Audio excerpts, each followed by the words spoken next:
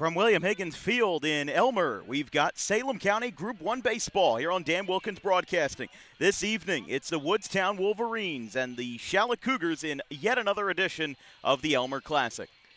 Hello, everybody. I'm Dan Wilkins. It's going to be a very fun Monday night. It already feels like a party here in Elmer. Last year, we were up in the press box back behind home plate. This year, here on a beautiful Monday evening, we are here right in right center field, one with the people for this Monday night edition of Salem County Baseball here on DWB. Both of these teams are quite good this year. Woodstown 7-4, Schalick 8-3. A lot of people didn't know how Schalick would fare after having a large senior class and their 2025 South Jersey Group 1 sectional championship, their first in 33 years. But it seems like that they really haven't lost a step.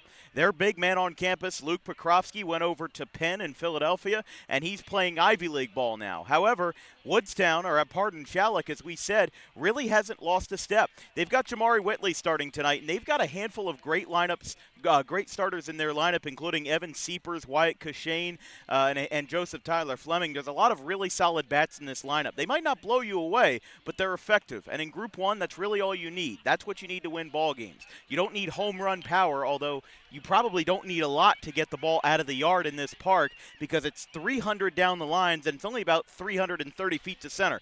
In fact, last year, right underneath the scoreboard in left center field, Ricky Watt hit a home run for Schalick in what was a 5-0 victory. But let's say this. Last year, Schalick played Woodstown 3 times, twice in the regular season as Tri-County Diamond opponents, and a third time in the playoffs. Schalick shut them out every single time. They won 5-0 here in the Elmer Classic. They won 8-0 in the regular season in their second game, and they beat them 11-0 in the playoffs. Schalick was the number 2 seed, and they eventually ended up upending Audubon for the Group 1 title. For Woodstown, though, they just beat Schalick earlier in the month. They beat them on April the 1st, 9-6, to pick up their first win versus the Cougars since 2024. They've got Stone Hassler on the bump, and a guy that I'm really excited about for Woodstown is Ty Koblenz. This is my first time seeing Woodstown this year, and let me tell you that I saw Ty Koblenz back in 2023 when he was a freshman. That was when we saw them versus Pittman back, 4 years ago, and I had a feeling that he was going to be starting his entire way at Woodstown under Mark DeCastro, and that's exactly what he did. He's been starting 4 years here at Woodstown, and he seems like he's going to get ready to wrap up a really nice career as one of the fastest catchers in South Jersey. But it's a very fun one. If you're not familiar with this field, in left center is the actual town border between Elmer and Upper Pittsgrove. So when Ricky Watt hit that home run out to left center last year, he literally hit it into the next town over. We'll see if anybody's able to do it tonight. But again, Stone Hassler, the starter for Woodstown, and it will be Jamari Whitley on the bump for Schalick. It is a beautiful 68-degree evening from Elmer. It's Salem County Baseball on Dan Wilkins Broadcasting, Woodstown and Schalick when we return.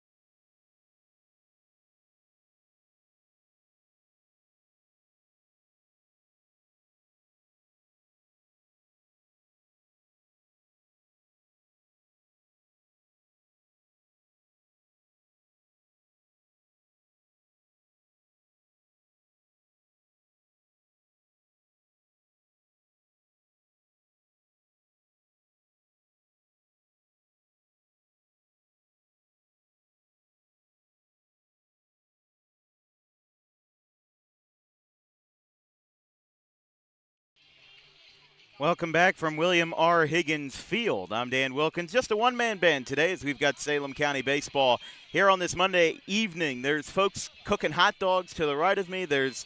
Everybody's here. I mean, I got here an hour and 10 minutes early, and it still feels like we couldn't get a parking spot. It's just really an amazing experience to be out here in Elmer this evening. Your starter for Schalick, Jamari Whitley. 15 and a third innings for the junior right-hander, 17 walks, 34 Ks. He's been a high workload right-hander for Schalick so far with a 3.65 ERA and a 1.92 whip. Let's introduce Mark DeCastro's lineup for Woodstown. Walker Batavio's in center field leading off. Luke Fraley's at third base. Ty Koblenz is the number 3 hitter behind the plate. Drew Sutton is your first baseman batting fourth. Noah Williams in left field in the 5 slot. Tommy Tucci, your shortstop, in the 6 slot. Sol Elmer in right field in the 7 slot. And the first pitch of the game is a called strike. We are underway. It's 0-1. Rounding out the lineup for Woodstown, Talin Prior is at second base. Chase Harding, the designated hitter. Stone Hassler, the catcher. This ball skied, popped up in the infield. This could be anybody's ball, but Jamari Whitley, right on top of the pitcher's mound, makes the play, and there's one down. I could tell you there are not that many pitchers that have the confidence to make that catch. Normally on a pop-up like that, you'd be very used to seeing pitchers just kind of duck out of the way, but not Jamari Whitley. He makes the catch without much of a problem, and there's one down. First pitch, swing and a miss.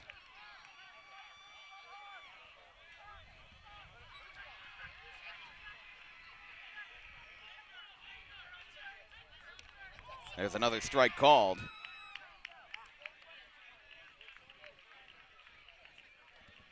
One down, top of the first inning, trying to take care of Woodstown here in the first. That ball fouled back, still 0-2.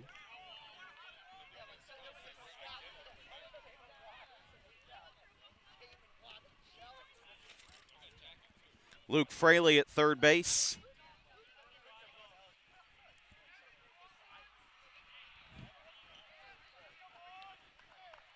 Batter for Woodstown, junior third baseman, batting .297, and he'll get strike 3 called. So Jamari Whitley has thrown all strikes here in the first 2 batters, and he'll face Ty Koblenz.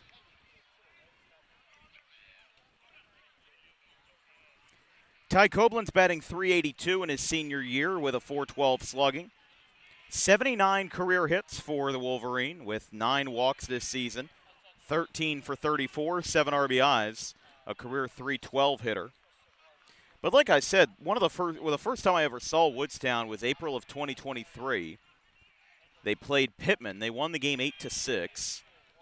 And in that game, Ty Koblenz had several hits as a true freshman. And I really was amazed by it because he's a catcher that's quick, he's nimble, he's somebody who doesn't have a lot of height, but he's got a lot of heart, and he's a great defensive asset as well, as that misses inside. But here in Elmer, 66 degrees at first pitch. First pitch was 6:52 p.m., just a couple minutes behind schedule, as that'll be ball 4. So talk about a turnaround. Had a 3-pitch strikeout for Jamari Whitley, or at least one without any balls. Not 3 pitches, but it was all strikes. And now surrenders a 4-pitch walk to Ty Koblenz. Batter will be Drew Sutton with a runner on first. Nobody out, or rather 2 out, excuse me. Top of the first inning. Here in the hitter-friendly Elmer Little League Field, William R. Higgins Field. First 3 for Schalick in the bottom of the first will be Evan Seepers, Ricky Watt, and Jamari Whitley, the pitcher. The 1-0. This ball is launched deep to right field, and in the hitter-friendly ballpark, it's gone. 2-run home run, Drew Sutton. And that might be the first of a few tonight as he'll round the bases and make this a 2-0 Woodstown lead.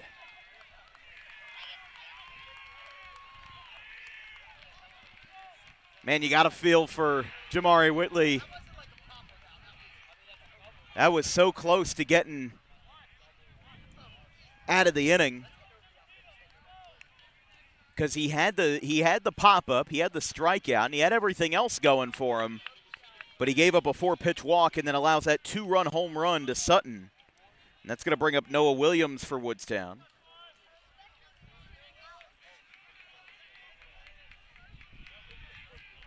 For Sutton, the true freshman, that's his first career home run. It feels like every year Woodstown has a true freshman that comes up every year and shocks everybody. And this year it's Drew Sutton. Last year it was Walker Batavio. And 2 years before that in 2024, felt like Cole Begley or Thomas Tucci was that guy. And Tucci is in the lineup tonight. There's a strike called, 1-1. 2-1, pardon.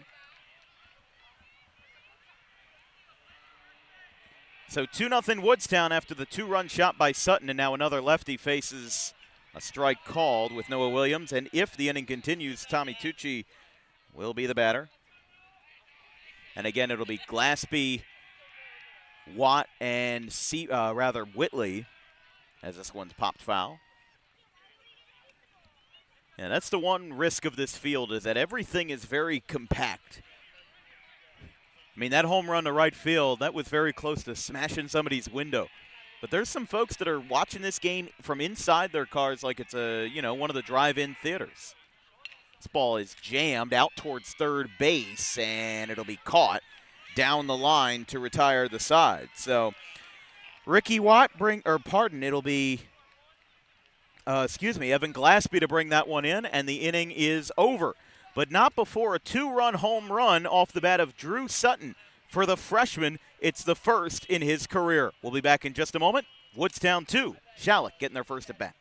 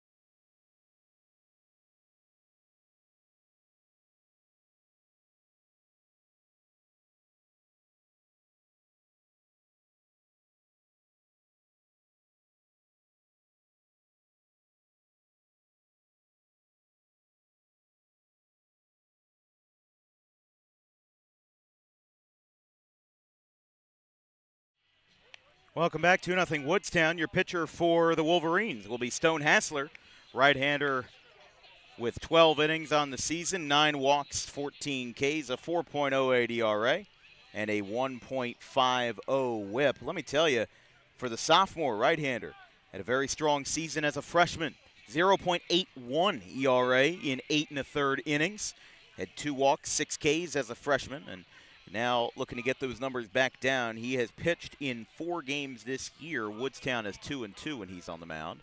For Schalick, led by Sean O'Brien, it's Evan Seepers in left field, Ricky Watt behind the plate. Jamari Whitley is your pitcher. Jacob Schalick is the shortstop. Evan Glaspie, the third baseman. Joseph Tyler Fleming in right field, followed by Cole Hartley at first base, Cooper Willoughby in center field, and Wyatt Cushane at second base. So no Luke Prokofsky, obviously. Graduated from Schalick last year, now at Penn over in Philadelphia. That one's outside. 1-0 to start the inning.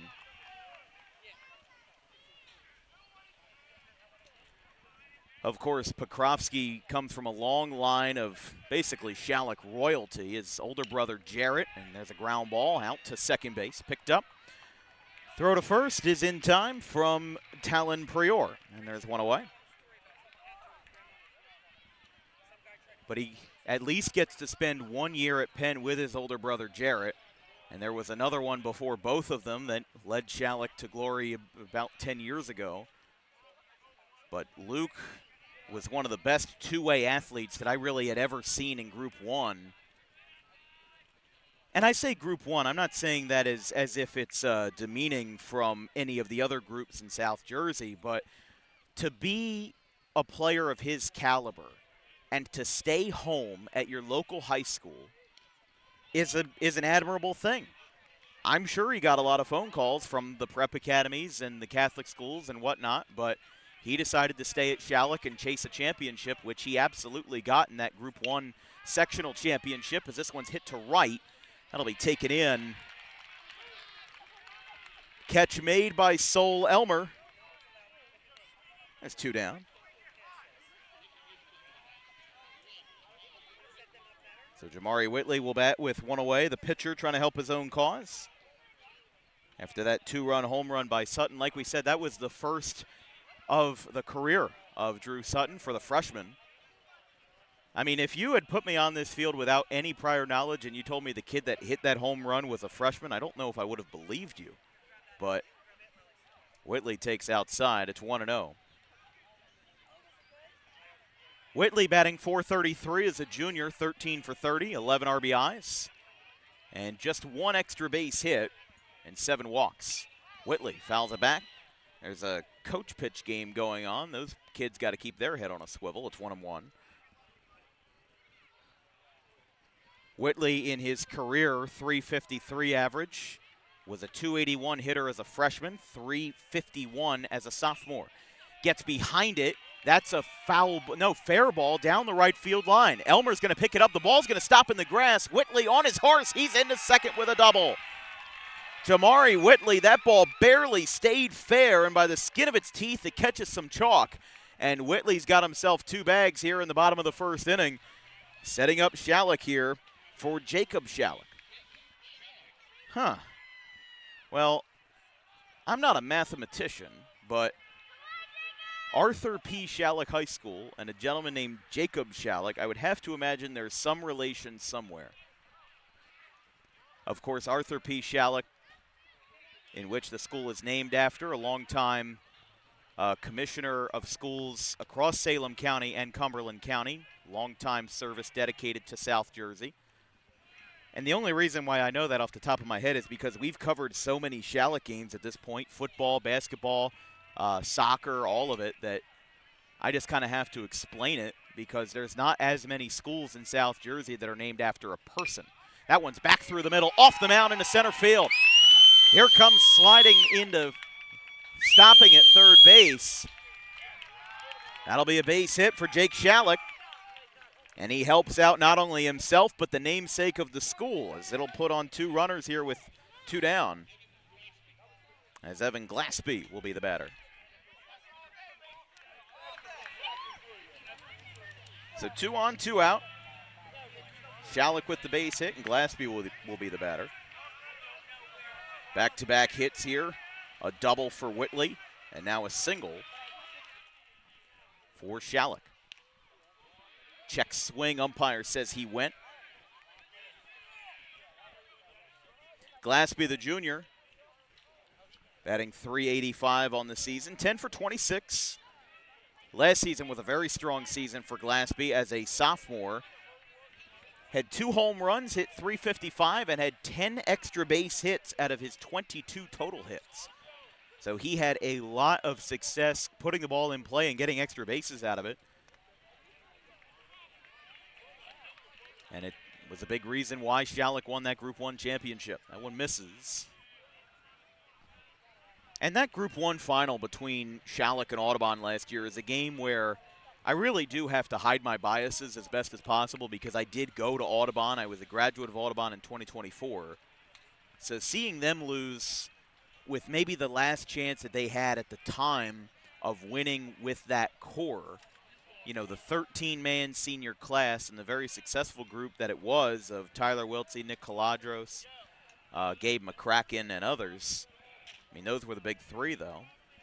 And seeing them fall in the way that they did was, it definitely hurt, but as a journalist and as a broadcaster, your job is to secrete that, if you will. You know, if I was a student of Audubon, it was different, especially my first ever playoff game that I did with Audubon was when Woodstown beat them in really a big case of Woody ball at its finest. That'll be a ground ball on the 1-2 to short. Tucci with a strong throw gets away. Run will score. Schalick's on his horse to third. That'll be an error. The horns are honking, and the Cougars are on the board on the throwing error. And it's 2-1. And the runners will stay on the corners, so everybody moves up. So 3 straight runners reach with 2 outs. But Tucci throwing it away down the first base line allowed that run to come in because he was running anyway. And Joseph Tyler Fleming will be the batter in the 6th slot for Schalick.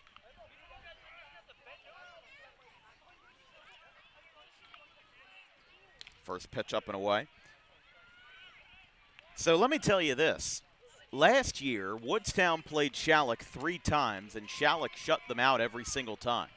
So Woodstown scoring in the top of the first kind of broke somewhat of a stalemate or a drought where Woodstown hadn't scored versus the Wolverines in this Classic in 2 years. Now, of course, the difference being that Woodstown and Schalick have already played this year back on April the 1st, and Woodstown did get the better of the Cougars 9-6 in a high-scoring affair. But that was the first time that Woodstown had beaten Schalick since 2024. And, of course, 2 very strong teams perennially in South Jersey, with Woodstown riding an upset wave to win the 2022 state championship over New Providence. There's a swing and a miss, 1-2. They won that sectional championship as a 9 seed, which is incredibly impressive, and the fact that they went all the way to win it. I mean, once you win the sectional championship, everything kind of resets, but it was still a great feat nonetheless. As there's strike 3, Hassler gets him looking, and the inning is over. Fleming thought it was outside, but he will have no final say. Run scores on the throwing error by Woodstown's shortstop, and the Cougars leave 2 runners on. Through 1 here in Elmer, it's Woodstown 2 and Schalick 1 on Dan Wilkins Broadcasting.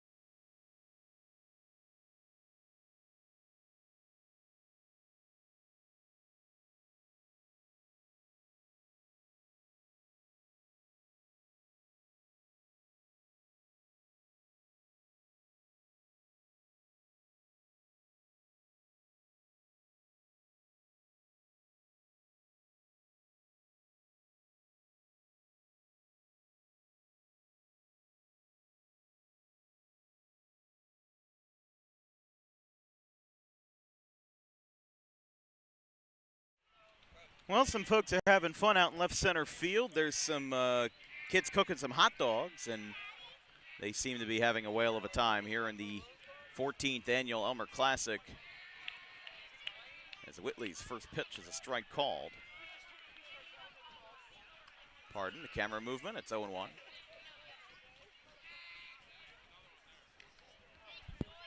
Another one, 0-2.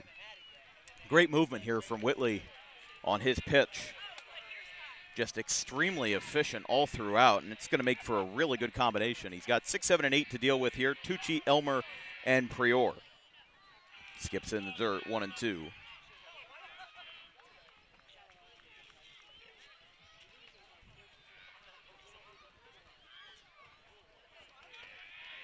The 1-2. That one's hit down the right field line. This one's going to drop for a base hit for Tommy Tucci. He'll round first, pump the brakes, and stop there. But a leadoff base hit puts a runner on here in the top of the second.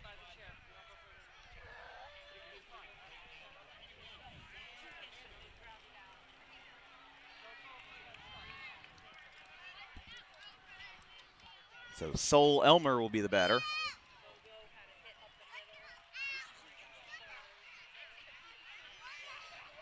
Dealing with a runner on first after the base hit. Nobody out, top of the second. Whitley, first pitch to Elmer from the stretch. He'll show bunt. They'll say the batter offered, and it's 0-1. And you're seeing the perfect example there of what is known as Woody ball. The small ball phenomenon that definitely has caught a lot of teams by surprise. But here's the thing about Woody ball. When you play a team as much as Schalick plays Woodstown, Woody ball can only work so many times. So that's the only difference. And that's why I think 4 years ago, it would almost be 5 years ago now, when Woodstown beat Audubon in 2022. Here comes a bunt back to Whitley. Second base covers the bag. Wyatt Cushane gets there. It'll be an unsuccessful sacrifice bunt, a 1-4. I was surprised that Cushane covered the bag instead of the shortstop, but they seem to be able to work it out. I guess it was a positioning thing, but they'll move everybody around. Tucci is retired. Elmer is at first. And there's one away now for Prior. A strike called. But the one Woodstown connection that I had couldn't be here tonight. I called my friend Brian Tortella. He said, I couldn't be here tonight. He's over at Clearview right now with GCIT playing the Pioneers. As there's a swing and a miss. We will see the Pioneers later this week on Friday, May the 1st, when they play Washington Township. Going to be a great Group 3 versus Group 4 battle in the Tri-County Royal. As the 0-2 chased. Yes, home plate umpire says he went around, and that'll be another strikeout for Whitley. That's his second of the afternoon/evening, and that's going to bring up the number 8 hitter in Prior. Oh, they're going to bring up, no, it'll be Harding.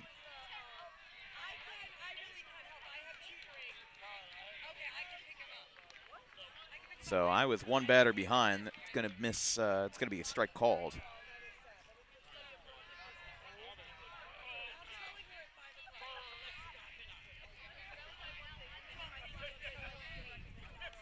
Oh, it'll miss away.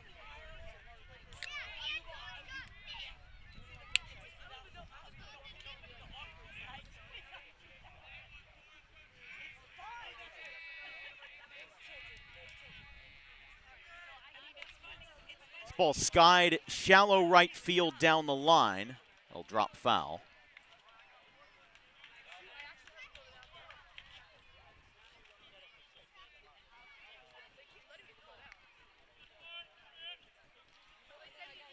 Oh yeah, no wonder why Harding would be the batter, because it was the strikeout for Prior. So I had everything right. I just didn't register in my head. That one's going to miss away. Runner's going to break, and he'll get down to second with no throw. So wild pitch advances Elmer into scoring position here with a 2-2 count and 2 outs in the top of the second. Schalick batted 6 in their half of the first. In the second, we'll see Hartley, Willoughby, and Cushane as Whitley gets him looking to end the frame. Woodstown leaves the runner in scoring position, but 2 strikeouts for Whitley will leave no damage on the board. Through a frame and a half here in Elmer. Woodstown 2, Schalick 1.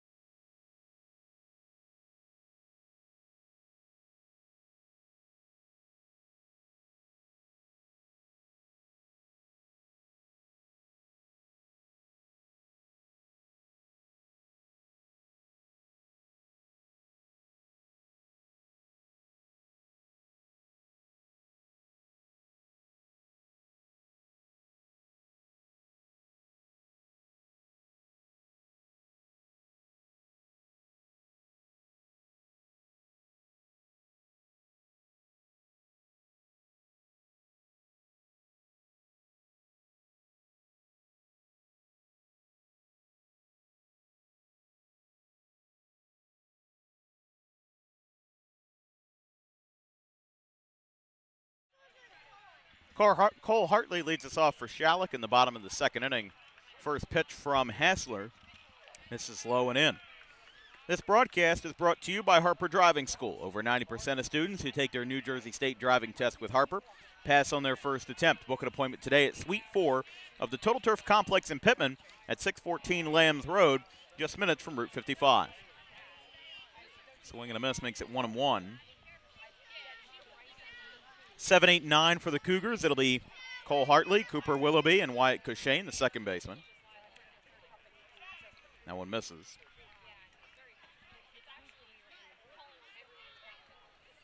Hartley, a senior, batting .344 in his swan song campaign. 11 for 32, 2 extra base hits. That one's high. 3-1. Biggest thing here for Stone Hassler is you want to preserve this lead. Got to get the ball into the zone, and really, I wouldn't worry too much about striking out a lot of guys because Woodstown does have a good defense, and they'd be pretty good at getting this ball out of play. There's a strike called.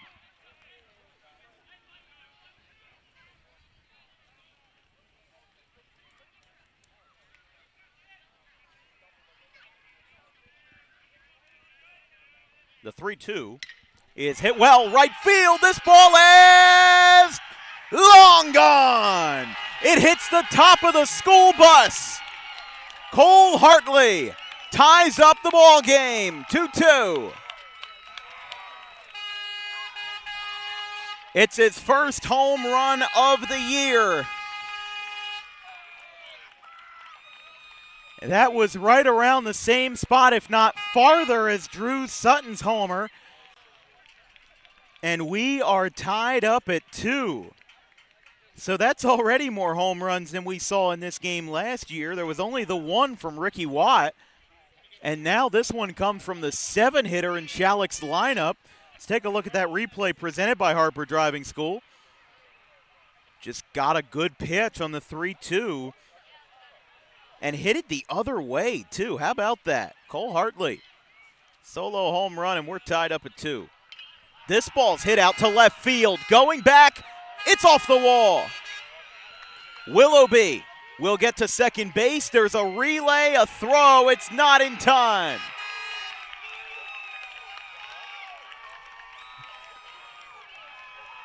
Cooper Willoughby with a double. Out to left field. Thought that had a chance to be the second in a row, but instead it's just a 2-bagger.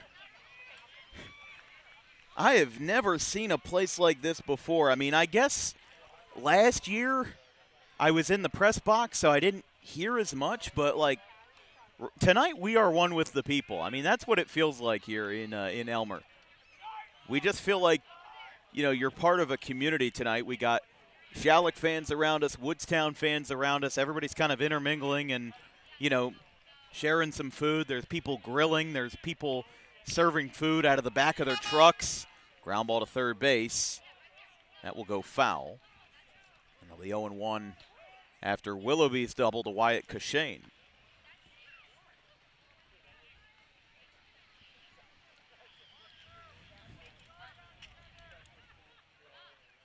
So Hartley with the home run, Willoughby with the double. And Cushane will be the batter here. The second baseman batting in the 9 slot for Schalick. Here's the 0-1. Strike called, 0-2. Cushane batting .167 this year, 6 for 36.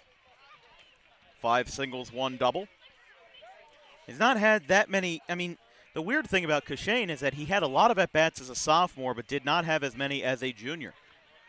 Had 31 at-bats, went 6 for 31 in his 2024 sophomore season, but only had 6 at-bats as a junior.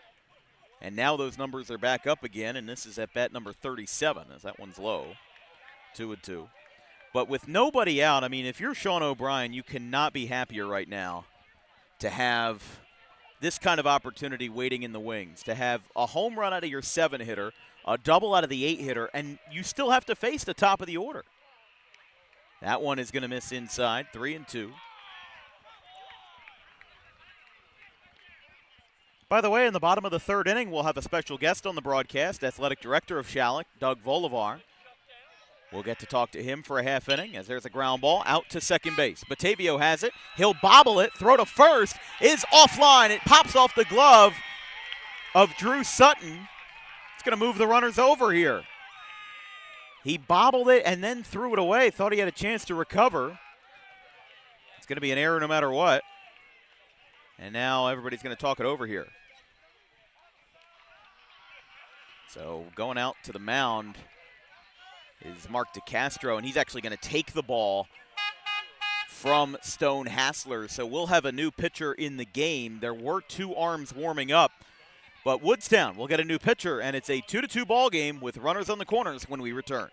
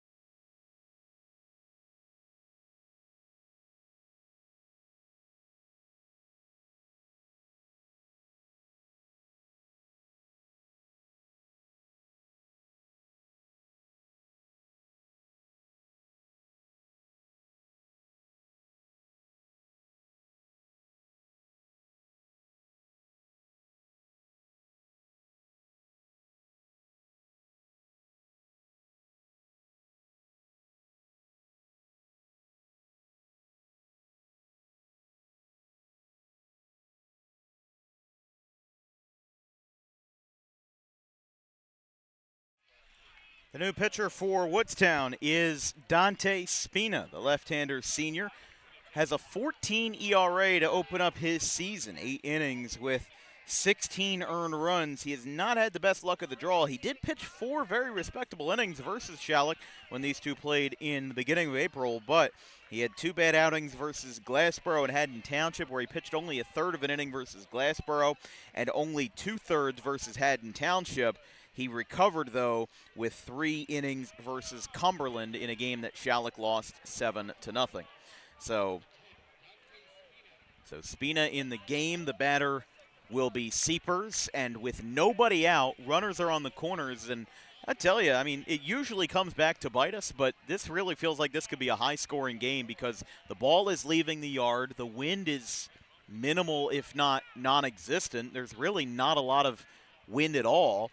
It's perfect weather, and these teams are both very good, and they've got a lot of power. So we'll see what happens with Seepers, the batter, the number 1 man for Schalick, as Woodstown's new pitcher gets a sinker ball in for a strike, 0-1.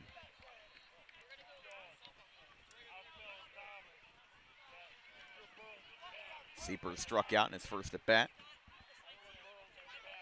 Woodstown, though, has now been charged with their second error of the game after that bobble by Batavio. Or, excuse me, by Prior. 1-1. But Woodstown got on the board thanks to a 2-run home run in the top of the first by Drew Sutton. It was his first career home run as a freshman. So he's going to get a lot of high fives at school tomorrow for that. I mean, that was a long shot to right field. This ball's fouled back, 1-2.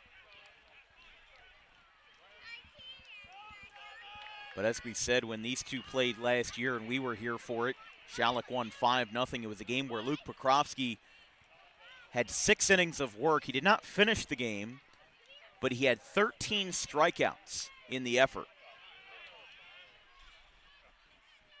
Just really felt like he was carving up anybody and everybody. He really had it made that night. Here's the 1-2.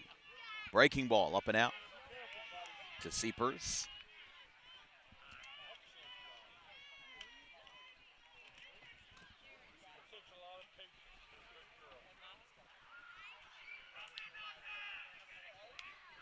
Two balls, 2 strikes. And that will miss. 3 balls, 2 strikes. He's really found a way to stay resilient in this at bat, find a way to get the best circumstance that he can.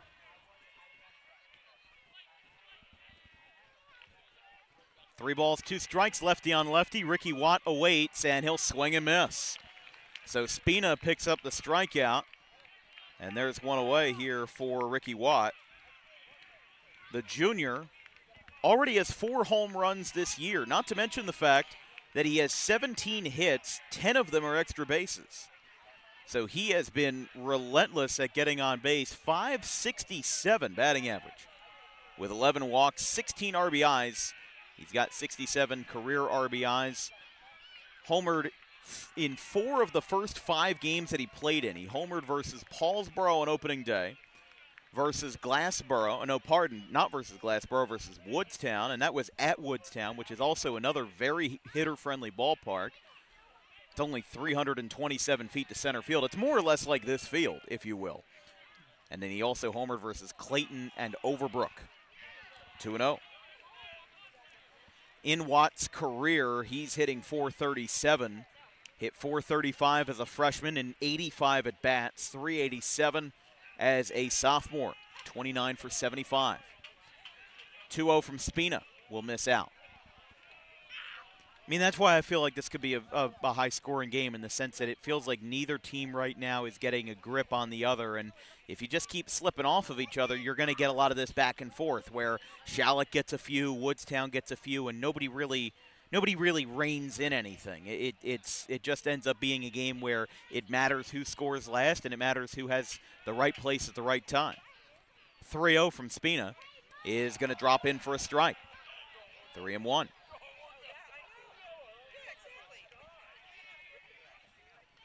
Jamari Whitley, who helped his own cause in the bottom of the first with a double, will bat next for Schalick. The 3-1 is low. That's ball 4. So that will put the bases loaded here for Jamari Whitley,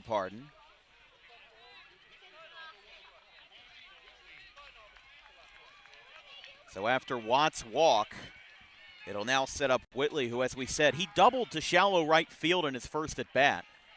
It wasn't all that hard hit, but he got the job done. The ball really just died in the grass.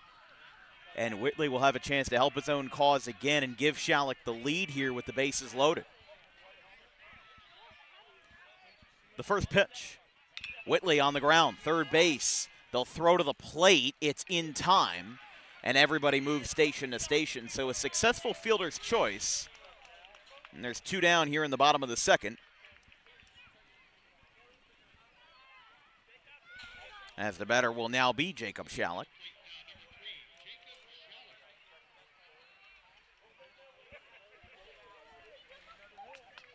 Big spot here, though, for Schalick, because like I said, the momentum of this game really relies in the early innings where, especially if you're able to get scoring early. If the game doesn't end up being, if you end up going scoreless for the first few innings, that's one thing.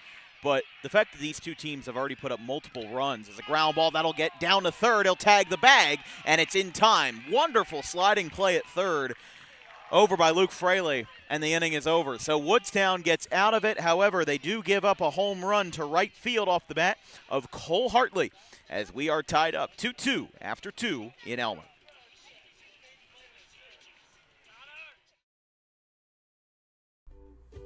In life, the road ahead is full of possibilities, but to navigate it safely, you need the right skills.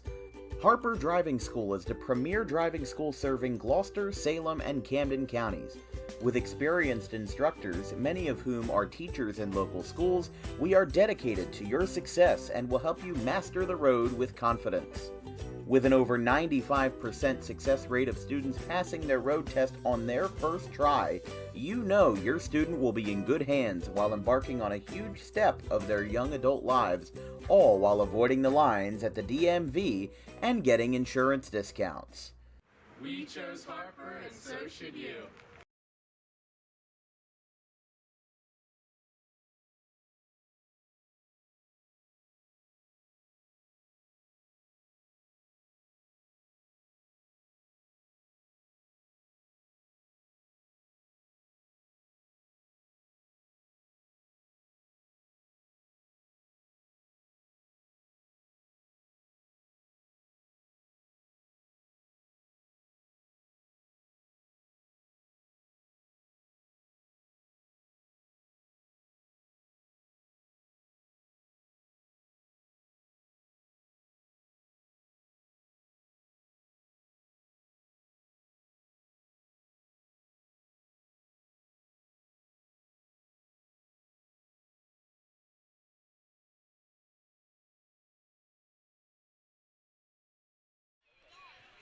Top of the third inning. Let's take a look at the schedule for the rest of this week on DWB. Tomorrow we'll be over in Pennsauken at the very hitter-friendly Bishop Eustace Preparatory Academy for Olympic Conference baseball between two of the top dogs in their respective divisions. It's Eastern and Bishop Eustace at 3:45 p.m. tomorrow. That will be a wonderful ball game with a team that's 11-3 and a team that's 10-3. On Thursday, we'll see Bishop Eustace again versus Paul VI. And then on Friday, it'll be Washington Township and Clearview. Saturday, at this time, is to be determined.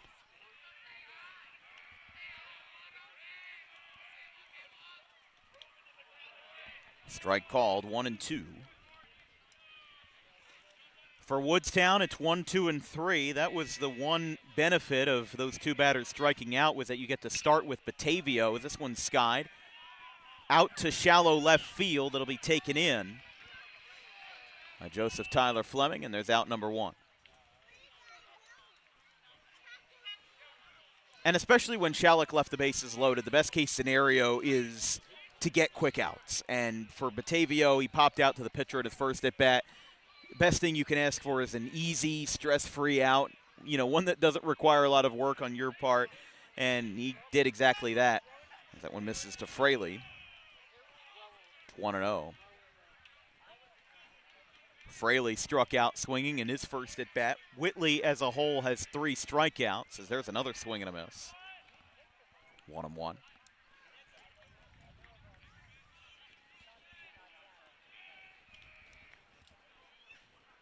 Another swing and a miss in the same spot, curveball away, and it's 1-2. Ty Koblenz, the senior catcher who walked in his first plate appearance, will bat next for Woodstown. 1-2 is outside. Held onto that baseball for a little bit too long there. The release point matters a lot, and as the night changes, you feel the weather cooling down a little bit. I mean, it was 68 when we started, but the sun really carried a lot of that.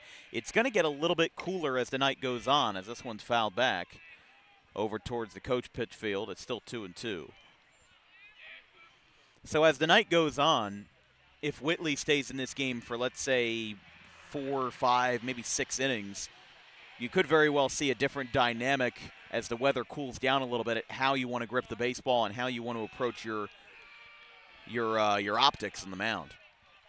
3 balls, 2 strikes.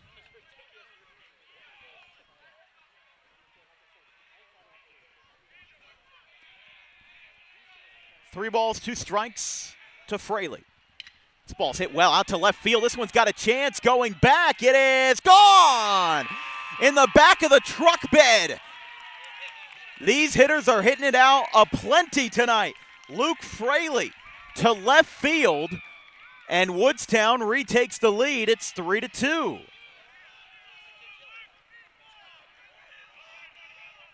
So the third baseman now has the second home run for Woodstown. They're going to be doing that jump a lot. And the Wolverines have the lead.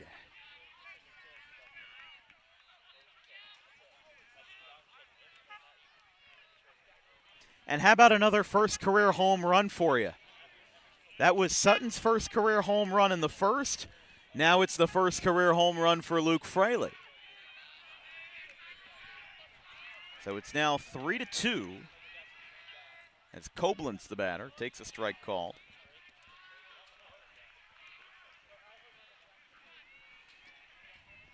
Koblenz walked in his first at bat, but just what a beautiful place to be tonight as time is called. I mean, just taking a look at that skyline over there, not really a skyline, but the sun behind the trees.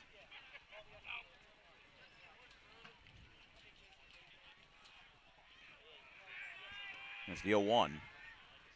Outside.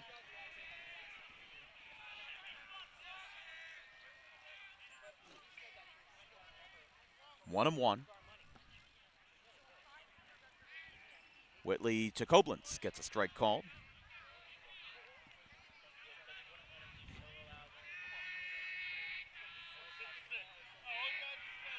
Whitley working quickly.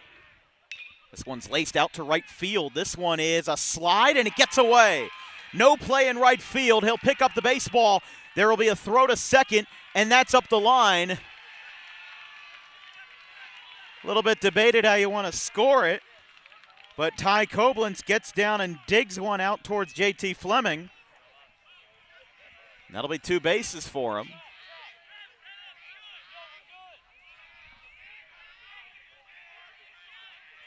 I'm thinking, considering Joseph Tyler Fleming had to slide for that ball, I'm pretty sure that would be a double in my book, but we'd have to see what the final box score says at the end of the night. I'm just telling you, that's what I would think, with it being definitely more than ordinary effort to catch that ball. 0-1 to Sutton.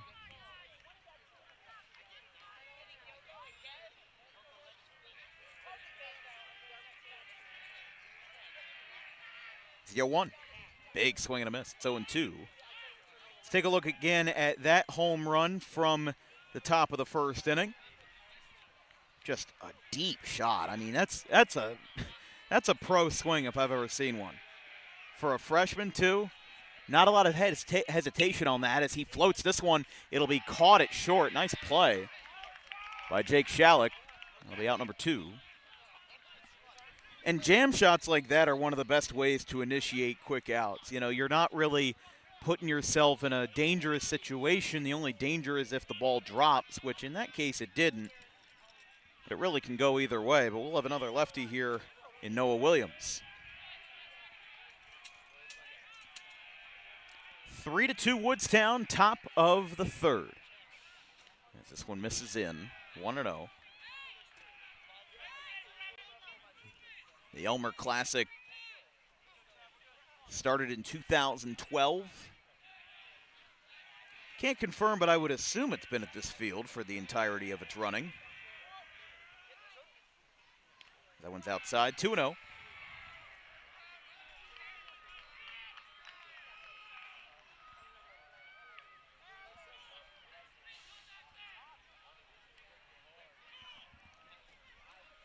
Yeah, Whitley's been a bit of an odd case tonight. He's been solid. He's gotten strikeouts, but he has struggled with controlling the zone at some points. As this ball's hit left center field, got a chance, and it'll stay up. To retire the side as bringing it down is Evan Seepers, but not before a solo home run to right field, or the left field, the first in the career of this gentleman, Luke Fraley. When we return, Woodstown 3, Schalick 2.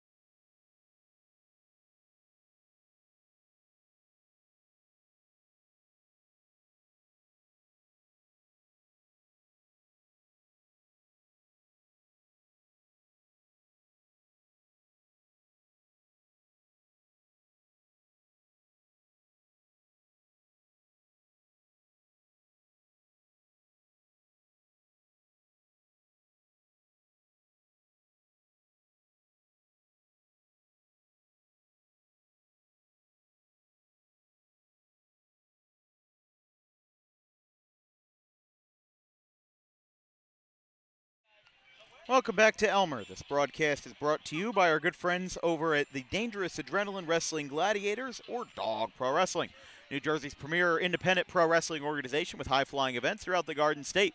Their next event will be on Saturday, May the 2nd at Pinelands Regional High School in Little Egg Harbor, New Jersey. Visit dawgprowrestling.com for more information on future events. Great shot there. Well, I don't want to give myself too much credit, but the water tower, The American flag right next to it here at the Elmer Little League Complex. This place has been hopping all day as the ground ball hops to third. Throw across by Fraley is in time. So 1 pitch, 1 out, and Glassby is retired, and it'll bring up J.T. Fleming. Woodstown has already moved on to their third pitcher, Walker Batavio. No, excuse me, Talin Prior is in the game. So they had, now Woodstown has been known for their use of the opener, where they like to bring on kind of an introductory act for the first inning or so, and in that case it was Stone Hassler. And I remember when we saw Woodstown last year versus Glassboro, they did the same. Batavio was the starter for an inning. I think it was an inning and 2/3 maybe, and maybe instead of going off of innings, you go off of a hard pitch count. But if you think about it, you're kind of working in reverse to how normal baseball or traditional baseball was done. And the opener as a whole was popularized by the Tampa Bay Rays, who used their use of the opener to manage the bullpen, do a little bit of a better job in getting themselves in better pitching situations, as that one's outside. It'll be 2-2. But the Rays were the ones that made that opener popular, and even high school teams like Woodstown have taken the idea. But it's only effective if you have a lot of depth on your pitching staff that allows you a lot of opportunities to get different pitchers, different outs. That one will be just up. It'll be ball 4. We're welcoming our guest to the booth, Mr. Doug Volivar, the athletic director of Arthur P. Schalick High School. Mr. Volivar, we welcome you. This is another great year for another great event. Beautiful weather tonight. Just want to start off by asking, this event started 13, 14 years ago now, and it seems to be growing bigger and bigger every year. What does this event mean to you and to Schalick Athletics? It means a lot. I mean, since I've been a part of this, actually for the last 14 years in the school and the district, it's meant a lot. Being the athletic director here, it means a huge thing to our school. If you look around between both softball and baseball game tonight, there's over 700 people here tonight. You don't get that except at a Friday night football game. So it means a lot to the communities, and the fact that, I think Elmer Little League, half the kids split up between the two schools and play with each other, then eventually against each other. I think it means a lot to both communities. I think that's a big thing that I was going to highlight is the fact that these are two very small towns and two very small but intertwined communities. To have this many people here tonight, I got here an hour before first pitch, and I could barely find a parking spot. But with this event getting bigger and bigger every year and the games getting better and better, is there something about this tournament that just feels extra special to you? Something, maybe about the communities or about the style of play? This is going to be caught in center field. We'll stay here through the inning break, but I was just going to ask if there's anything about this that you feel is the most important or the most special about bringing these two communities together. Yeah, and like I said, it's the idea, I believe, that a lot of these community members know each other. The kids are intertwined in some way, shape, or form. They know each other through the small communities, as you said, and through sports, there's always a connection. And Woodstown has a great tradition, a long tradition, a little bit longer than Schalick's, but baseball and softball are huge to both of the schools, and it's just represented tonight by how many people, like I said, that were here to watch the game tonight. It means a lot, outside of, like you said, a Friday night football game between the two schools. I don't know that you'll find a larger crowd in either school or at an event in our schools. Especially for these two being Group 1 schools.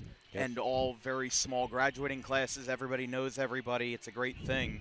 And we'll flash back to last year. Schalick winning as many games as they did, winning their first sectional championship in 33 years, being around Sean O'Brien and seeing this team win the sectional championship. What kind of atmosphere was that like to you? And I mean, obviously we were there for the Group 1 final versus Audubon, but to win that sectional championship after years of trying and being denied, finally getting that championship trophy on your desk, what did that mean to Schalick and to you? It was huge. I mean, our community is very supportive in regards to athletics in general, not necessarily just baseball, but then for the baseball team, after such a long drought of having a championship, even though they had been close so many different times, it meant a lot to the program, meant a lot to the school, and a lot to our community. And it just shows. I mean, our first home game this year, there was close to 200 people at our home, our first home football or baseball game this year. And, we put up a banner for their South Jersey championship, and there were a lot of people there supporting us. And that's what our school and our community is like. I've been here for, like I said, 13 years, and this school is really driven by our culture and the community around us and the support that we get day in and day out. Do you feel like that's a byproduct, at least partially, of the fact that you guys are in a really rural part of Salem County where, for example, where I grew up in Audubon, I went to Audubon High School, and even though our school was small, there was a lot going on around us. In Schalick, sometimes your neighbor could be pretty far away from you, and there's a lot of places around Salem County that are just so special. And Salem County also gets underlooked a lot, whether it's by people that are moving here or people that are trying to live a life here. Schalick feels like it's in its own little pocket of South Jersey. Does that play a role at all? Oh, yeah, definitely. I'm not originally from Pittsgrove, but I'm close enough that I know that the community itself is very, very proud of what we produce, whether it be in the school, the community, athletics, whatever it may be. And the people of Salem County recognize that they're very tight-knit in regards to Pittsgrove Township, Elmer, and just our community as a whole. And it's a great thing to have here. I've loved the culture that we have here because everybody knows everyone. Everybody has an idea of who people are, whether it be in the township or just in general. And it's a great place to be. It really is. And the school district and our athletics are just a prime example of how great our Pittsgrove Township and our community are. You saw that this year with Schalick football making it to that sectional championship, topping Paulsboro, topping Pennsville to get there.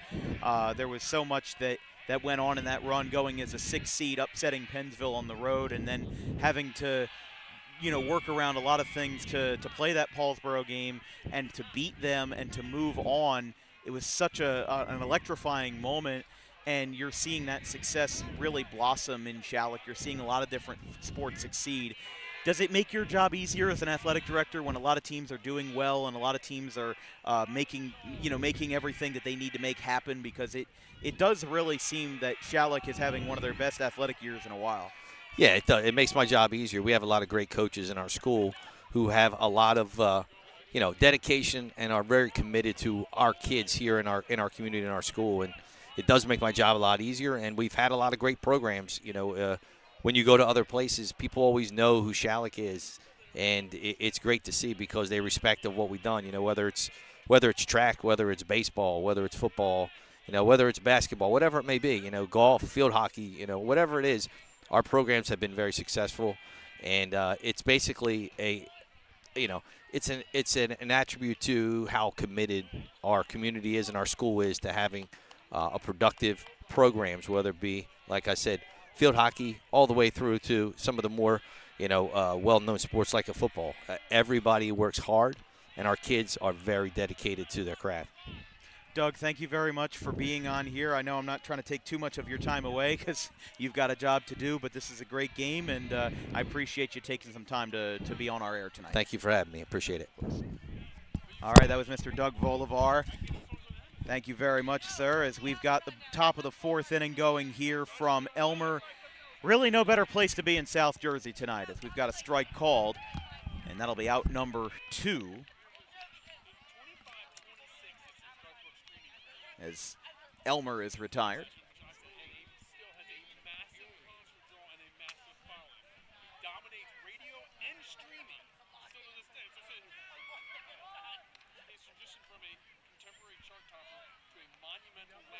Tried to go for a bunt that time, and Prior got called for a strike. It's 0-1.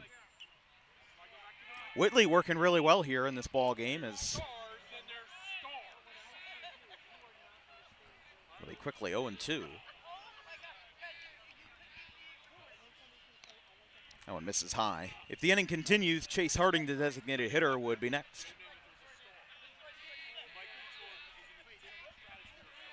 Here's the 1-2. Swing and a miss. He got him.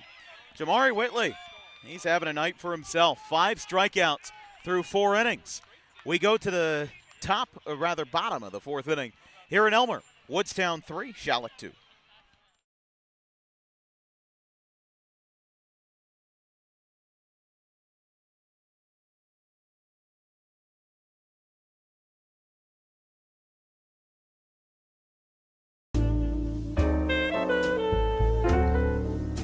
May is Mental Health Awareness Month. It is the responsibility of all of us to make sure that our friends, family, and anybody who we hold dear in our lives is feeling well. The problem with spotting mental health issues is that the symptoms aren't that obvious. Just because someone is okay or appears okay on the outside doesn't mean that they're okay on the inside. It's important that if they are in distress, that they call the right people and they get the help that they need. And it is very important that we treat each other with respect, regardless of who you are or where you come from. But it is just as important that we treat ourselves with respect, regardless of the situation going on in our lives. If you're in distress, you can call this number, 988, or you can visit any of these websites if you're not in distress, but would like to learn more information about mental health awareness and research.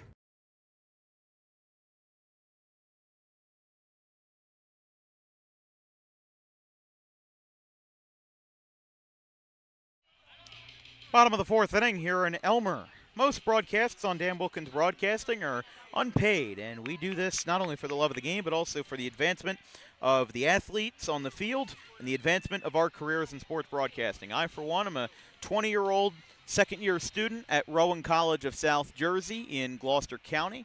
But we have wonderful different pieces of crew here, not here tonight, but on Dan Wilkins Broadcasting that make our entire operation possible. So if you'd like to contribute to Dan Wilkins Broadcasting, we accept donations via Venmo at DW Broadcasting. No spaces, no hyphens, and of course, not at all required, but it is entirely greatly appreciated for the work that all of our guys do of promoting athletics and athletes in South Jersey.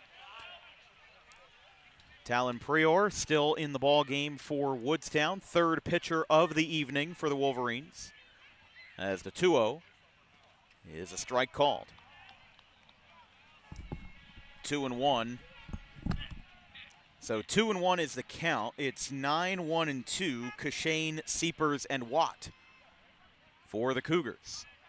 But Woodstown already burned through two pitchers. They had Stone Hassler get the start, and they had Dante Spina for some very brief relief work when Schalick had tied the game at 2. 2 balls, 2 strikes to Wyatt Kashane. Here's the 2-2. Big swing and a miss. Breaking ball, catcher tags him out. And that's out number 1, as that'll be the first strikeout in relief for Talon Prior. We'll go back to the top. Here's a ground ball. Out to third. Stopped, and the throw is in time. Actually, that was Wyatt Kashane. Pardon. Something is wrong with my head tonight, with my lineup card. I don't know what it's been, but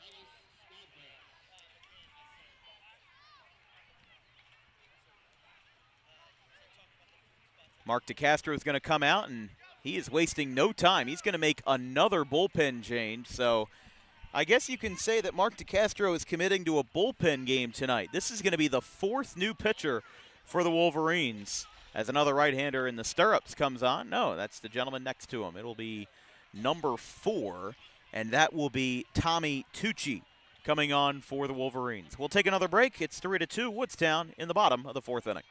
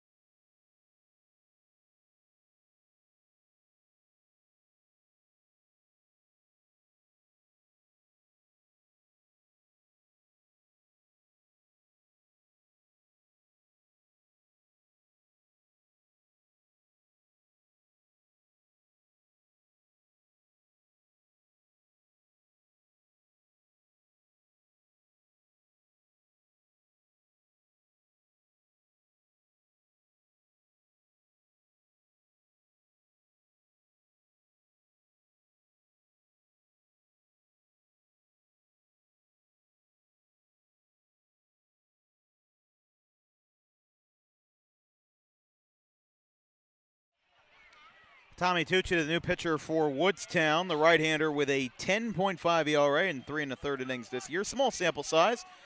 Had a scoreless ERA of 6 innings during his sophomore season. He's had 20 1/3 innings since being on the varsity team at the start of his freshman year.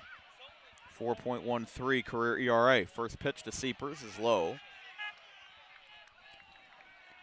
He's 0 for 2 with 2 strikeouts, trying to tie the game back up for Schalick, or at least get a 2-out rally started off the new pitcher.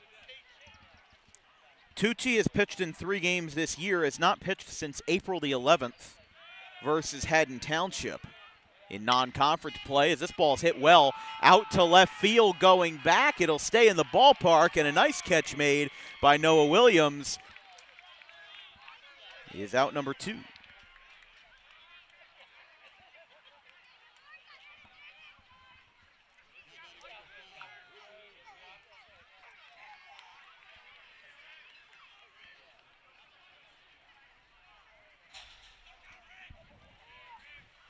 So here's Ricky Watt after the fly out to left.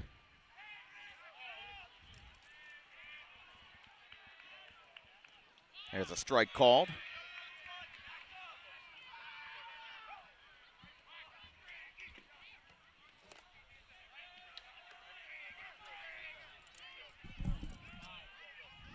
That one misses to the catcher, 1-1.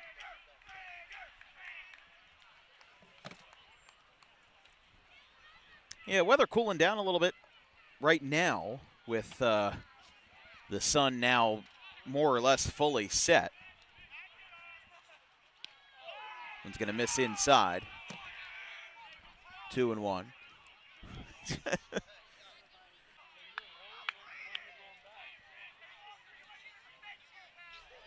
3 balls, 2 strikes, 2 outs. Bases empty in the bottom of the 4th. And that is strike 3.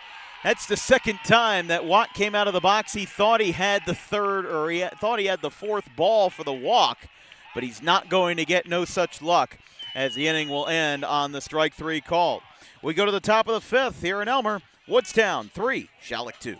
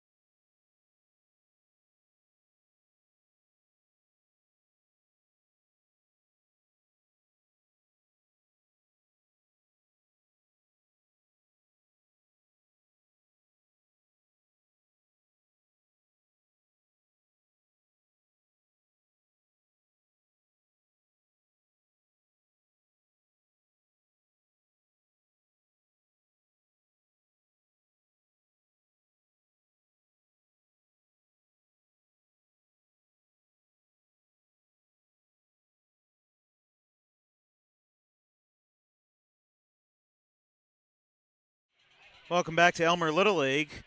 I'm going to tell y'all a brief story. I don't know why I said y'all, but I'll tell you a quick story from when I was on vacation last year in Wildwood. So the picture on your screen is a photo I took with 2 Schalick players, Wyatt Cushane and Owen Donaldson. Donaldson's on the left, Cushane is on the right. And the story of how this happened was I was in Wildwood. I had the DWB hat on, but I was getting on one of the roller coasters on one of the piers, which was the Sea Serpent. It's the big white roller coaster that goes upside down, and it has that big lift.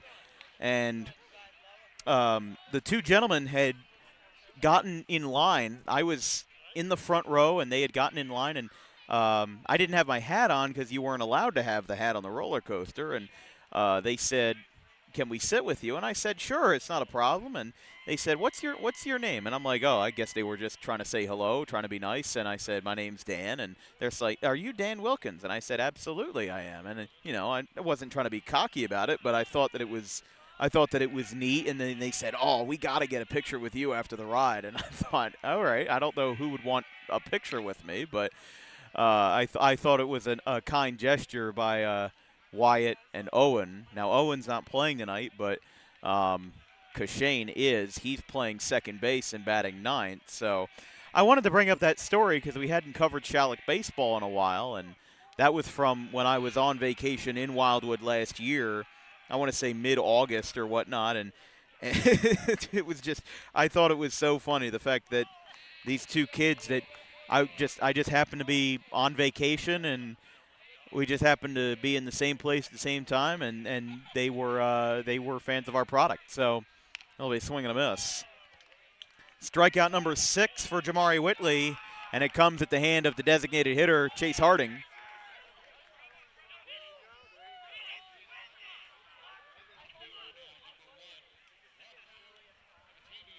So this will be the top of the order for Woodstown, with Harding striking out. 3 strikeouts in the last 4 batters for Whitley. And for Schalick, remember, this is a big game for the Tri-County Diamond Division. With these two already having played, Woodstown is 4-1 in the division. Schalick is 3-1. As here's a bunt out in front of the mound. He'll have a play. It is in time. He got him. And there's 2 away. Bang, bang play at first. That will be the second out of the inning. And it's going to bring up Fraley, who homered to left earlier in the ballgame in the top of the 3rd.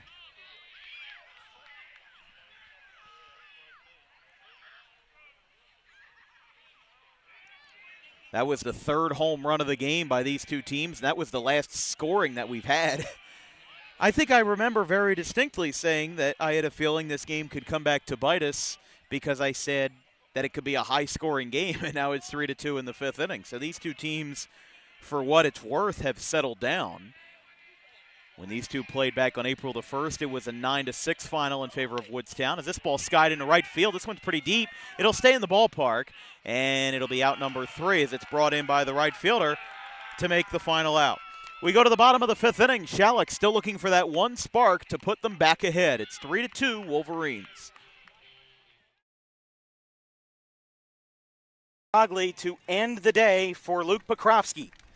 Little pop-up, first base side, he calls for it, and for the first time in 33 years, the Schalick Cougars will hoist the trophy and face Middlesex on Monday. 4-3, Cougars win it. And in the battle of green and gold, the trophy stays true with the visitors. What a finish! And Schalick will pack their bags for Middlesex and the Blue Jays when the weekend turns around to Monday.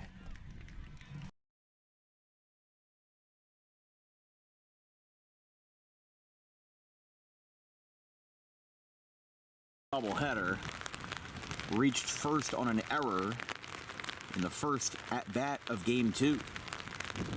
This one's lined into center field. Slider going over. He dives. Did he make the catch? Yes, he did. Ryan Slider makes the catch. Not on a slide, but instead on a dive. 2 away.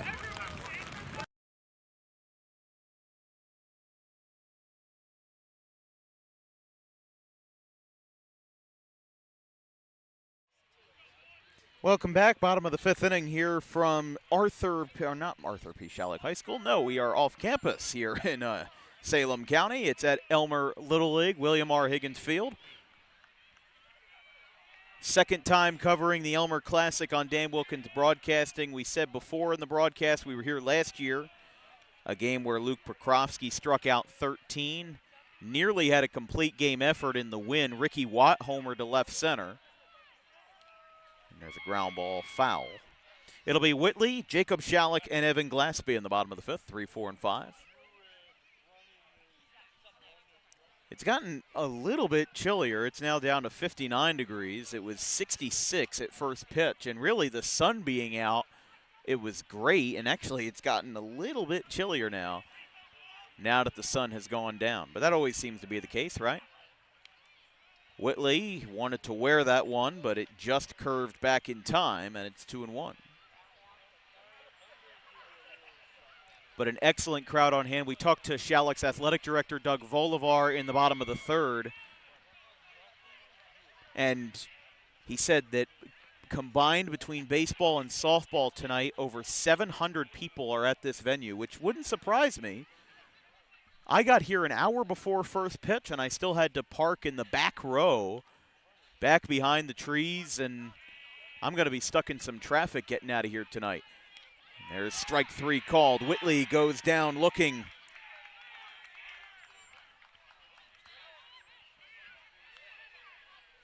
That'll be out number 1 for the shortstop, Schalick. He's 1 for 2.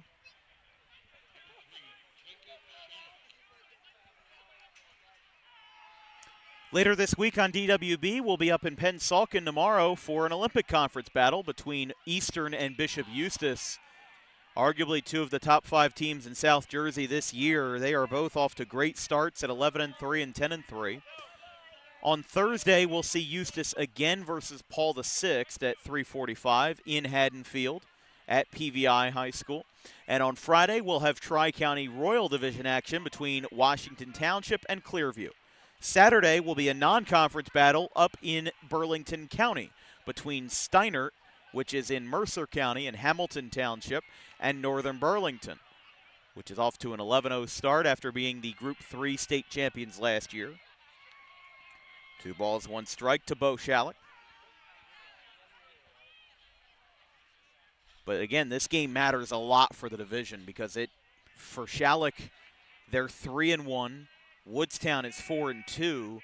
And even though the division can't necessarily be won today by Woodstown or Schalick, it's going to go a long way because Pennsgrove is not having a great year. I mean, they've had a couple of bad years in a row. Overbrook has been so-so, and Glassboro hasn't had the start that they envisioned either after starting 1-6. But they are now 5-9. They have gotten back into the win column a little bit more, but Bo Schalick goes down on strikes, and there's 2 away for Evan Glaspie.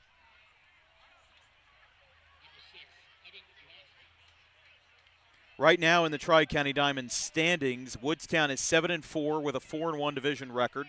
Schalick is at 3-1, 8-3 overall. Overbrook is 5-6 at 3-2. Glassboro is at 1-3 in the division, 5-9 overall. Pennsgrove is at 3-7, 0-4 in the division.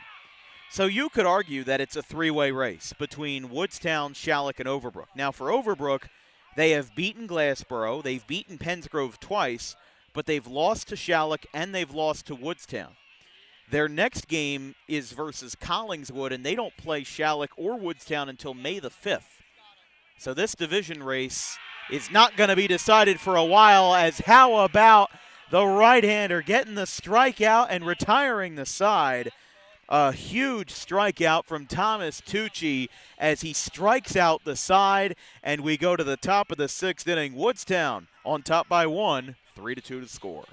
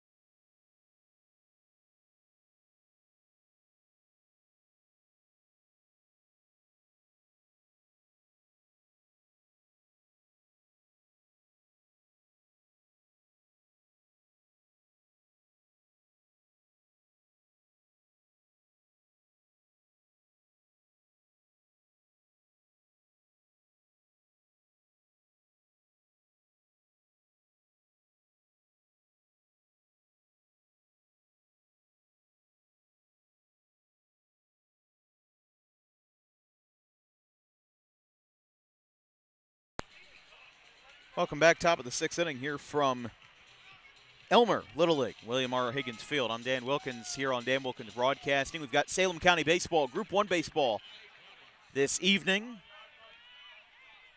It is a little bit brisk, but it certainly could be a lot worse, as here in the top of the sixth, Woodstown will lead it off with Ty Koblenz. 3, 4, and 5 for the Wolverines. Koblenz is 1 for 1, has a walk and a single to his credit tonight. This ball is skied out towards third, and it'll go foul. Over towards a horde of folks over there. Somebody got it in their ball cap. The gentleman in the white cap went under the rope to grab it. And the 1-1. Upstairs. 2 balls, 1 strike. So all the offense in this game was in the first, second, and third innings. We have not had any runs scored since the third. We had a 2-run home run off the bat of Drew Sutton, the first in his career. There's a strike called, 2-2.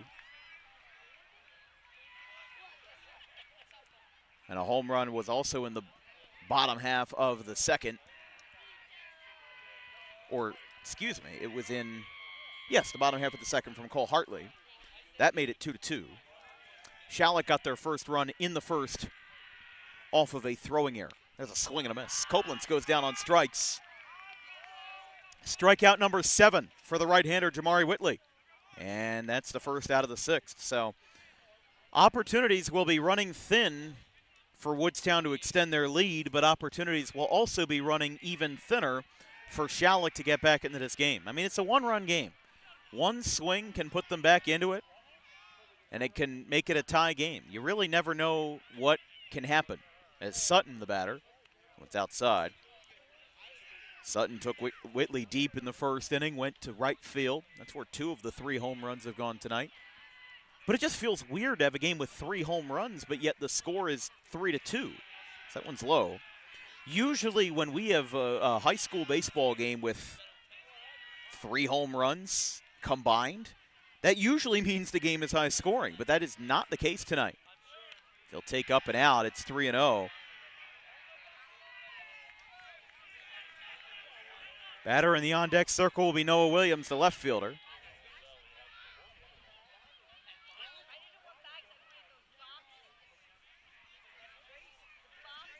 Here's the 3-0. Strike, no. Yes, strike called. Pardon, I didn't see the umpire's signal. It's 3-1. That is the one disadvantage of being in the outfield. But again, we have the sense of community out here. We're talking to some folks around us, you know, having their dinners out of the back of the truck, as that's going to go into center field for a base hit for Drew Sutton, the freshman now with his second hit of the night. As he has hit this Jamari Whitley very well.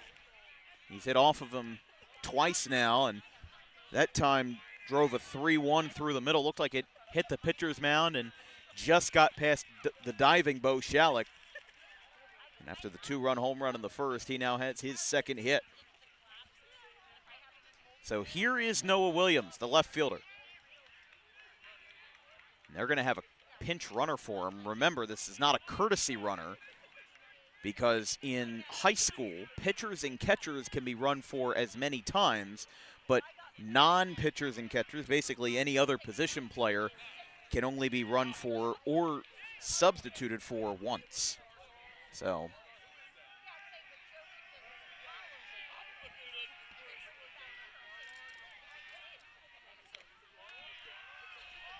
that one missed, 1-0.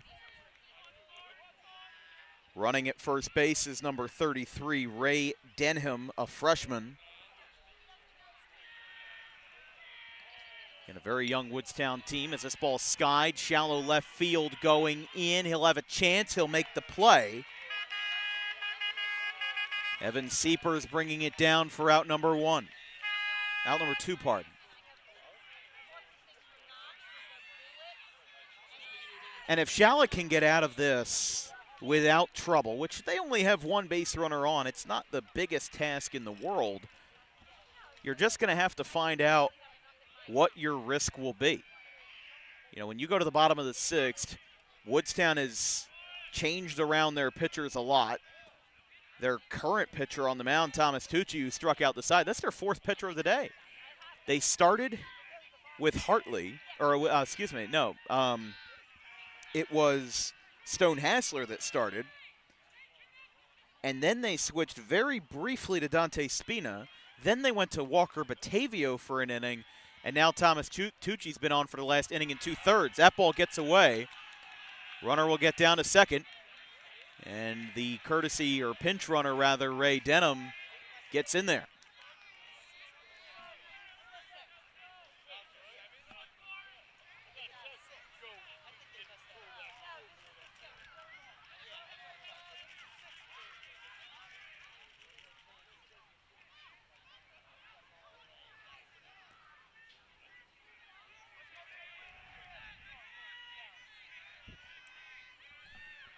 Two balls, no strikes, 2 outs, and that one will miss. I am a little bit surprised that Schalick has kept Jamari Whitley in the game for this long, but they have confidence in their right-hander, and he's done well. He's had 7 strikeouts. This ball's laced into center field. That's going to drop. Stop sign at third base. No, he's going to blow through the stop sign. Now he's going to have a play at third, and now the runner's going to second, and he dives in. Wow. I think there was some deception in there. The runner blew through the stop sign at third base, and Schalick almost had him, but while they were backpedaling the runner, Thomas Tucci decided to take initiative and run to second. So, A, that's helping your own cause because you're getting a base hit as a pitcher. Second of all, you advance to second on what was a very odd play. It'll only be scored a single. But a swing and a miss by Sol Elmer makes it 0-1, and that makes Jamari Whitley's predicament even harder here. No balls, 1 strike, 2 away, and 2 on. Big swing and a foul tip. It's 0-2. So for Schalick in the bottom of the 6th inning, down by 1, they'll bat 6, 7, and 8. Joseph Tyler Fleming, Hartley, who homered, and then the center fielder, Cooper Willoughby. So a big spot here for Schalick to limit the damage and keep that scoreboard clean. 3-2 ball game, and the 0-2 is high. For Sol Elmer tonight, he's 0 for 1, reached on a fielder's choice in the 2nd inning, popped out to first base in the 4th. 1 ball, 2 strikes. Whitley to Elmer, the 7-hitter. Strike 3 call on the outside corner. Jamari Whitley picks up the strikeout. He's got 8 in 6 innings. And I'll tell you, Coach Sean O'Brien, he has been letting him roll. No leash on that right-hander. As we go to the bottom of the 6th inning, Schalick looking to put themselves ahead here in the Elmer Classic. It's 3-2.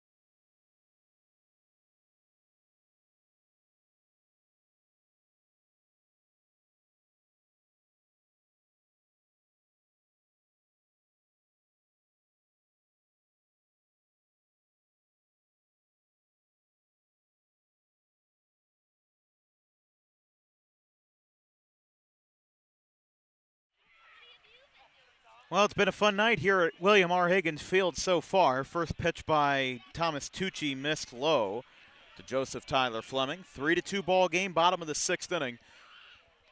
Both teams looking for the first run of the game since the 3rd inning. This game looked like it was going to be a high-scoring back-and-forth affair, but it ended up not being that at all, and now the second half of this game has really turned the tide into a pitcher's duel.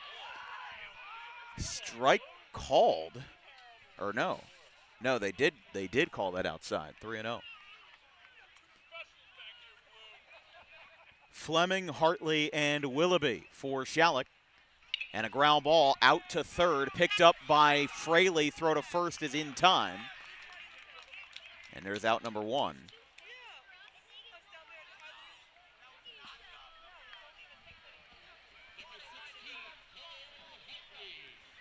So here's Hartley. Now he homered for Schalick in the bottom of the 2nd inning, and he reached on a fielder's choice in the 3rd. So if there's any candidate to tie this game back up, it's the guy who's left the ballpark for the Cougars. He takes a strike called, but Thomas Tucci, man, he has been incredible in this relief appearance. Right now, just finished up his 2nd inning of work. If he finishes the inning, he'll have 2 2/3 in relief with 4 strikeouts. And not to mention that, but no hits allowed as well. Woodstown kind of danced around it for a little bit, and once they got number 4 into the game, they've really shut this Schalick team down. Here's the 1-1. One misses, 2-1. But Hartley's reached base twice. He's put the bat on the ball.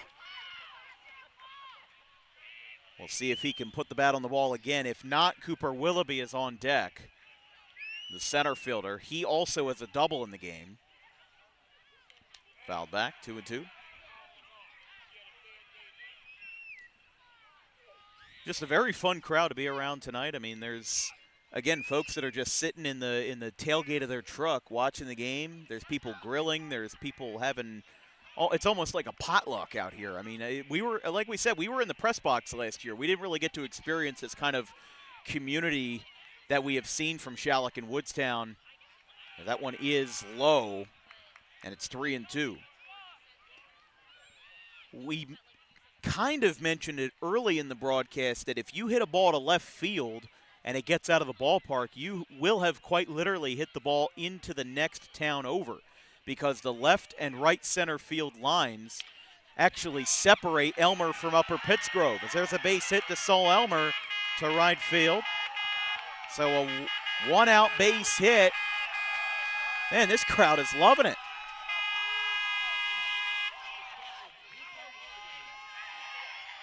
But a base hit in the bottom of the 6th inning for Cole Hartley sends up Cooper Willoughby.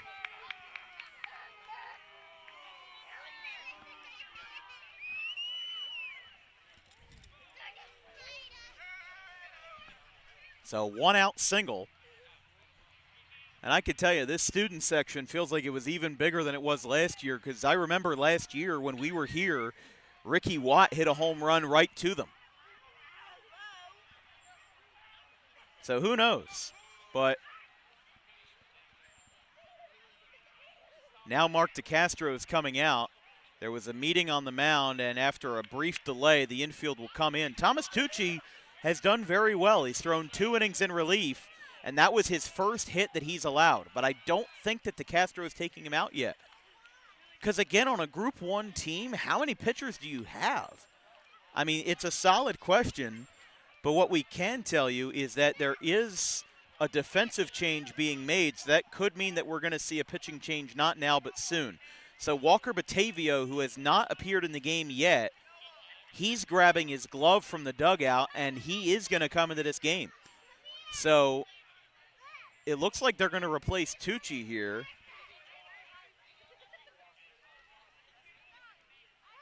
So this is going to be pitcher number 5. We've seen a little bit of everything tonight. And the 5th pitcher that Woodstown has brought in, they are leaving no stone unturned. It is funny because Stone Hassler started the game. That was the first stone that they turned for sure. But they have made a deep dive into their bullpen here with the sophomore left-hander, Walker Batavia. We'll take a quick break. Schalick's got the tying run on base. It's Woodstown 3, Schalick 2 in the bottom of the 6th inning.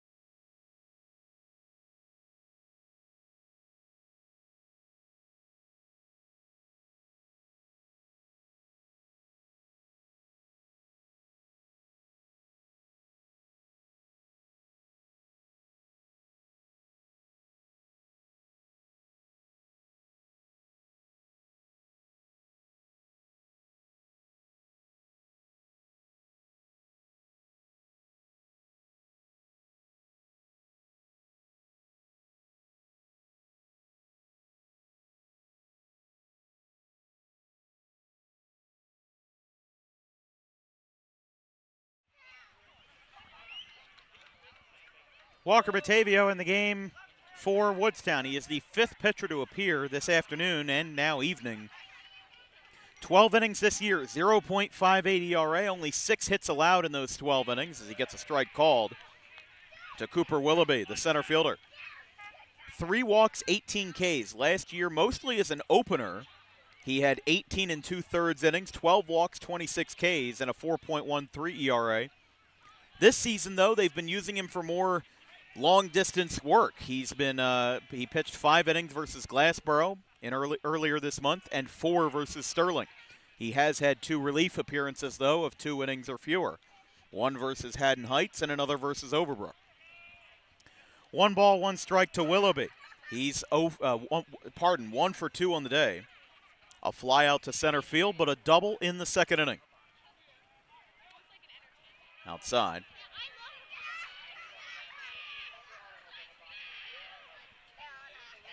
Willoughby and then Wyatt Cashane. He's in the on-deck circle for Schalick. As with the runner on, tying run is on, and if Hartley's got some wheels, he could definitely come around to score. That one is a strike called. Inside corner, it's 2-2.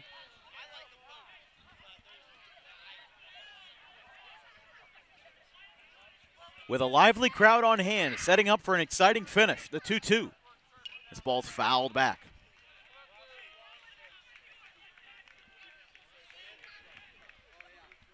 Two balls, 2 strikes, 1 away. And as we were saying, some folks are heading out on the Schalick side. This ball's fouled back. Still 2-2. That was like a mass exodus of people. There's like 50 of them that are walking around the right field line. But as we said, that's a part of the great crowd on hand. We were talking with Schalick's athletic director, Doug Volivar, during the ball game as our special guest. With 2 balls, 2 strikes, 1 away for the number 8 hitter, Cooper Willoughby, facing Walker Batavia, and there's that crowd. They're making a run for it. They're trying to get to home plate, I think. Here's the 2-2. That one's high. And it's 3-2 with the second baseman, Wyatt Cashane, on deck.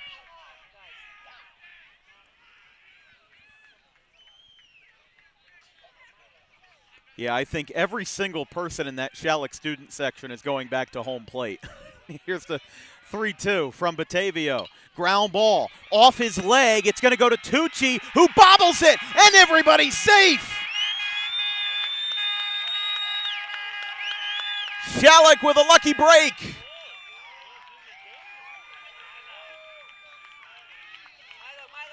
I can tell you that I don't think that student section made it there in time to celebrate. But both runners are on, and the tying and go-ahead runs are on base. Back to the top of the order now for Seepers, the left fielder. The first pitch inside. And now Koblenz is going to come out and talk to Walker Batavia.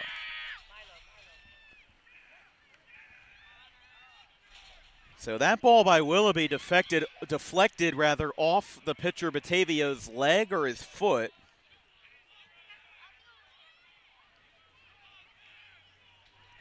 And it allowed, after a bobble by Tucci, for the runner to get on. But a hitter-friendly ballpark, a ball that gets down, could be a lot of trouble. Fly ball, right center. It'll stay in the ballpark. Elmer calls him off. He'll make the catch. Runner tags. Here goes Hartley to third. He is in there. And with 2 outs now, the runners are on the corners for Schalick.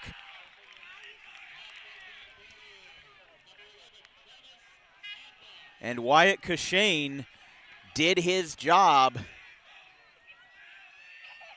at the bottom of the order.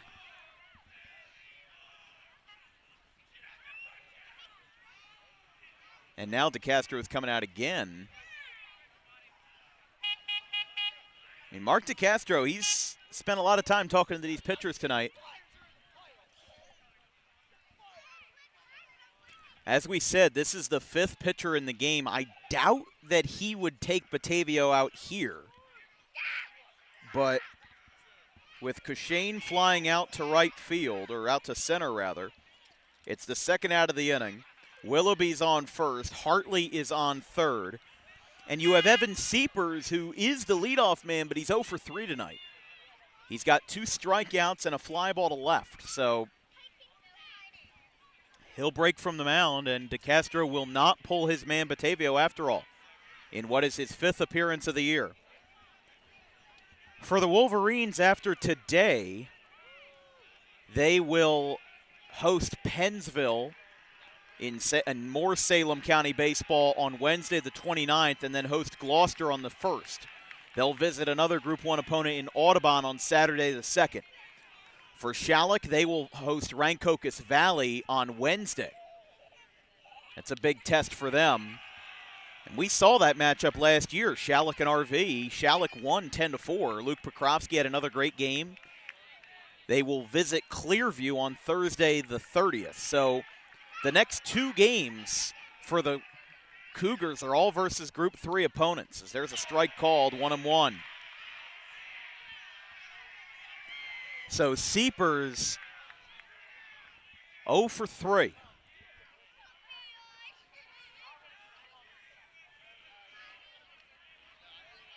Got to try to get the job done here and tie up the ball game with 2 outs. Fly ball, shallow left field. This is racing in, and he makes the catch. Walker Batavio. Some chirping at the Schalick dugout. He is electrified. Let me tell you something. Baseball means just that much more in Salem County. A lot is on the line tonight here in regular season play.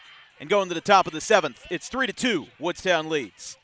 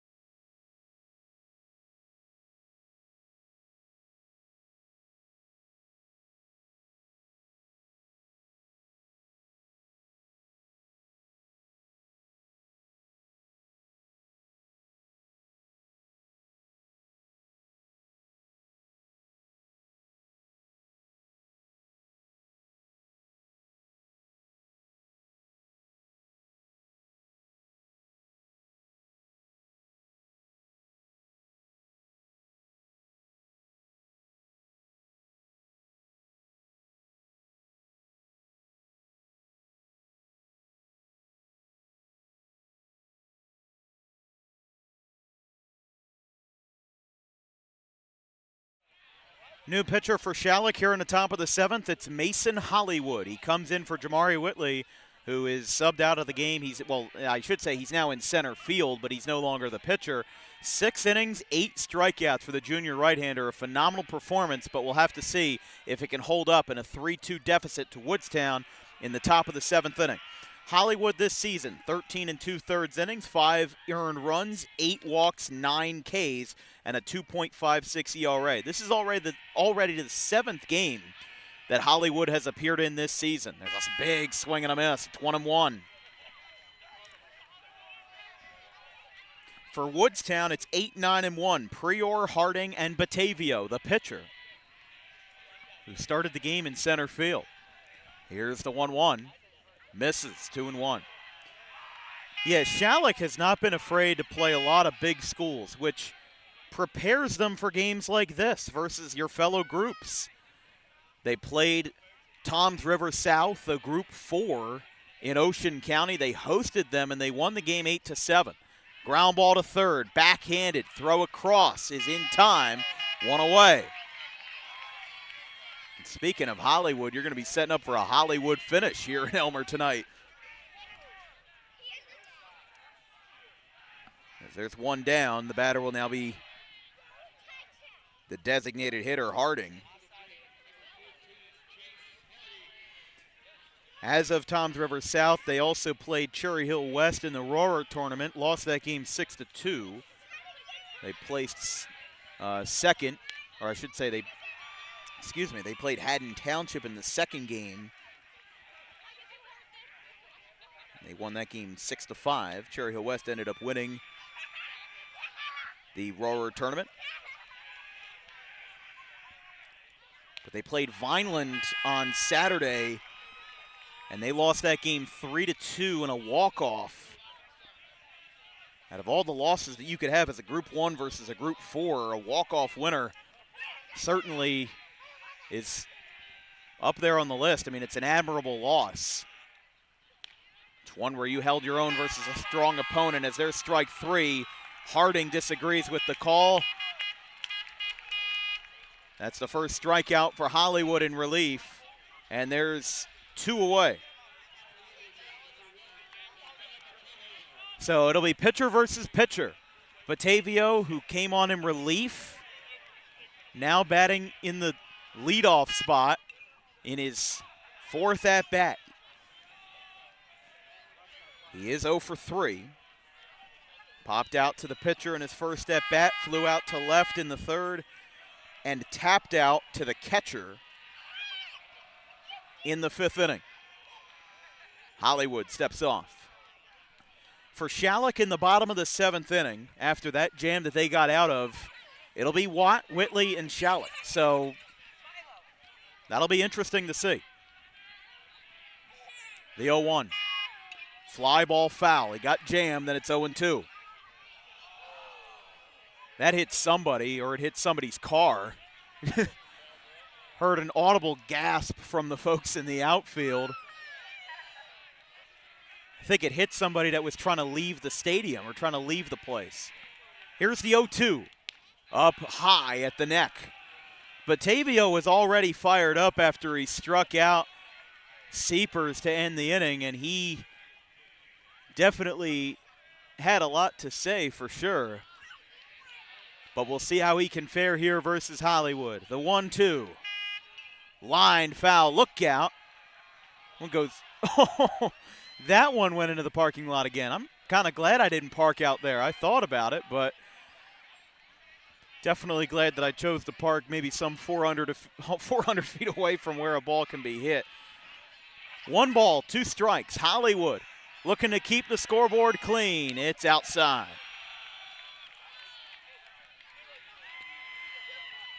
2-2.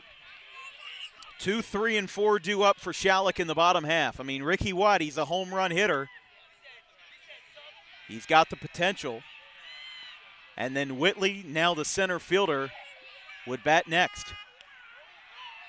Outside.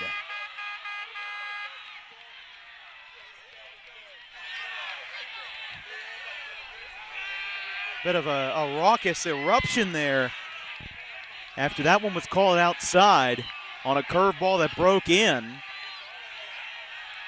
The 3-2.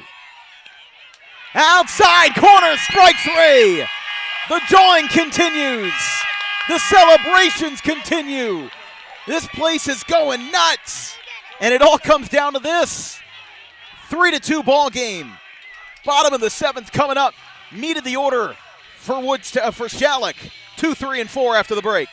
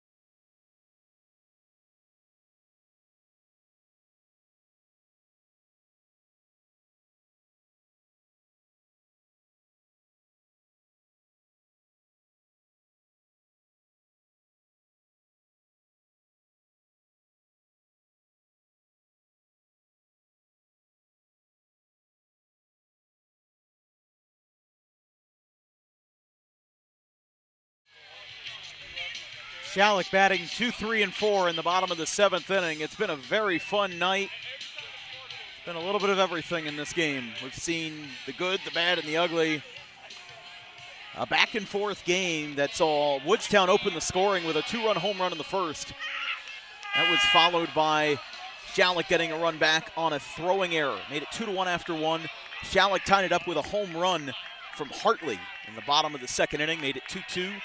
Woodstown broke open the lead with a home run by Luke Fraley. The first pitch from Batavio is low to Watt. It's 1-0. But in a game where I predicted in the second inning it could be high scoring, it has been anything but that. The one run in the third, and it's been radio silence since. As Watt, right field, down the line, it is foul. Didn't have the distance anyway.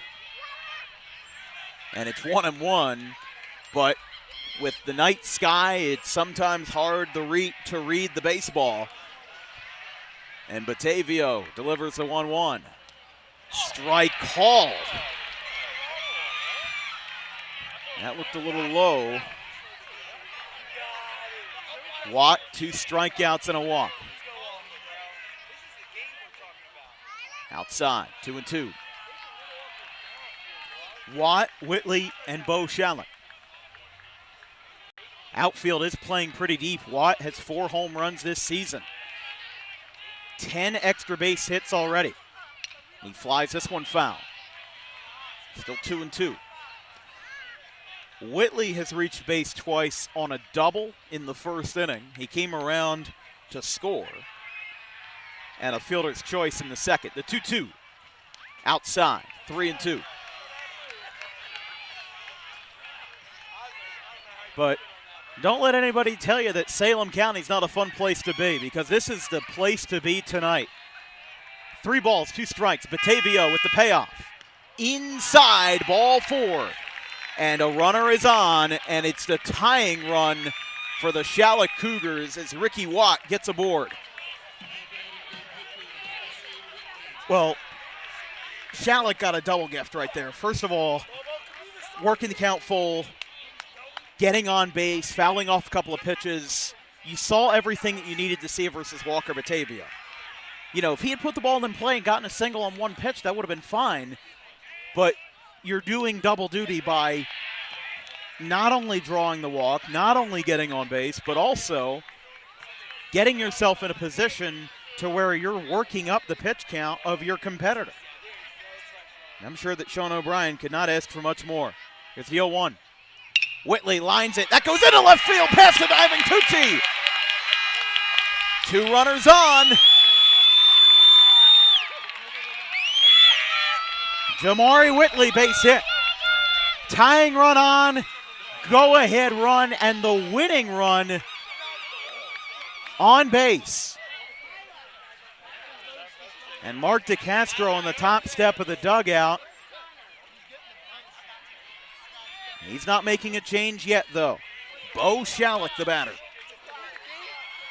As we said, he's related to the man who was responsible for this school being around in Elmer in Upper Pittsgrove. Throw back to second. No throw and no balk either. Didn't look like he made a full step forward or a full motion forward. So it'll stand. Runners on first and second. Nobody out, 2 on. Batavia to Bo Schalick. Strike call. Schalick, the shortstop in this game, a single in the first inning, a ground out and a strikeout. He's 1 for 3. But again, the Schalick student section left en masse to go back behind the plate for this pivotal moment in the 7th inning. Schalick on the ground. That one's going to get through into right field. Coming around third. Here comes Ricky Watt, and the game is tied.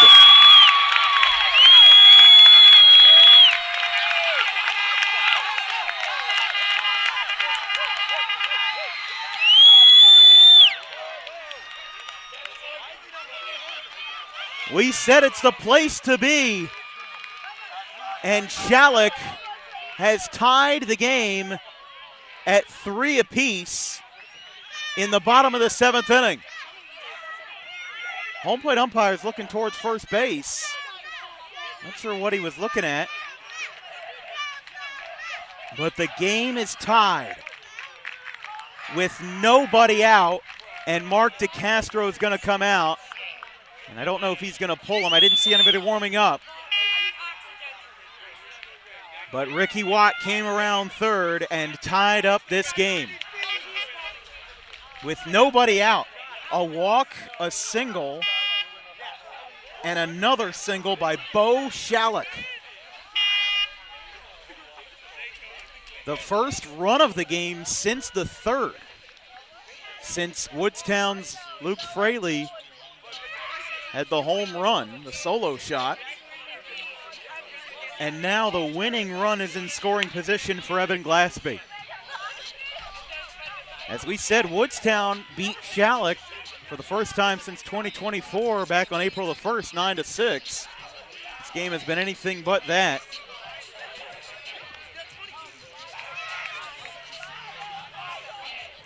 And Evan Glaspie will be the batter. Reached on an error in the first inning, was responsible for that first run coming home. And Glaspie will bat here in the bottom of the 7th. Jamari Whitley is on second base. How poetic would it be for the pitcher to score the winning run after 6 strong innings with 8 strikeouts? He would have been in line for the loss if Woodstown won this game, but he just got bailed out by his teammate Bo Schalick. Nobody out, 2 on.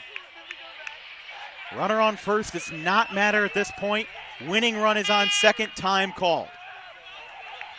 But this game has had a bit of everything. We've had jawing back and forth, a lot of stare downs in each other's dugouts. Here's the first pitch. Left field, he loops it, it'll get down. Stop sign at third. Station to station. And Evan Glassby gets you one step closer. 3 singles in a row, and it's Joseph Tyler Fleming, the batter. I mean, you can't run, you can't hide. There's nothing else you can do. The bases are loaded, there's nobody out. You just have to put the infield on the edge. There's no edge of the grass because it's an all-dirt infield. So the best you can do is hope for a ground ball here from Joseph Tyler Fleming, which for me would signal put the ball high in the zone. But you have to walk a very fine line here with JT Fleming, who's 0 for 3. But Schalick has had all the gears turning at max velocity here in the 7th. First pitch.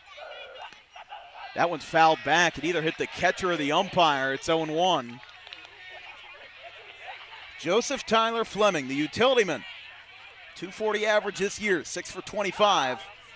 Had 3 RBIs back on April the 15th versus Pittman. A great crowd on hand that is now swarmed behind home plate for this Schalick student section. And the on-deck circle is Hartley, who had the home run in the 2nd inning. Fouled back again, 0-2. As we said, JT Fleming this game 0 for 3, 2 strikeouts and a ground ball to third base in the 1st, 3rd, and 6th, respectively. But with nobody out, you just have to think, if you're Schalick, got to get a ball in the air. Doesn't even have to be all that deep.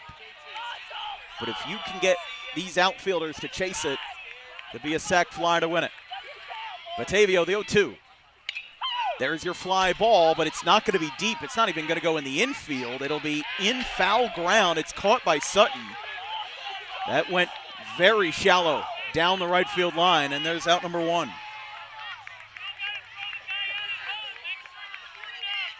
It's exactly what you were looking for from Walker Batavio, as their batter will now be Hartley, who hit the home run in the 2nd inning. Gave Schalick their 2nd run of the game. Breaking ball, dangerous pitch there. That one whipped back into the upper half of the zone. That one could have been slammed by Hartley there. Hartley, the senior, his home run in the 2nd was his 1st of the year and his 2nd of his career as it's fouled back. He had one as a junior last year, 344 average, 11 for 32 going into today, 9 RBIs, 6 walks. Today, though, he's reached base all 3 times. The home run in the 2nd, the fielder's choice in the 3rd, and a single back in the 6th inning. That started a jam that put Batavio in the game. He replaced Thomas Tucci. Outfield ready to make a throw. Outside, 1-2. But if you're Walker Batavio, and even if you're Mark DeCastro, this has been a great way to bounce back. First of all, you have the confidence in your pitcher. I also don't know who Woodstown would have left. They've thrown 5 pitchers in this game, and they have to go right back at it again on Wednesday versus Pennsville. So there's going to be a lot of pitchers on short rest. The 1-2. High, 2-2. That one missed very high that time. The backstop is very shallow here. I know the camera being in center field doesn't really show it, but it definitely is shallow. So you don't really have to worry about a runner breaking from 3rd on a wild pitch. As a 2-2. Swing and a miss. He'll tag the batter, and there's 2 away. What a comeback for Walker Batavio. A pop out to 1st with the bases loaded, and now a strikeout swinging will now bring up Cooper Willoughby. Willoughby, 2 for 3. A double in the 2nd, a fly out in the 4th, and a single in the 6th.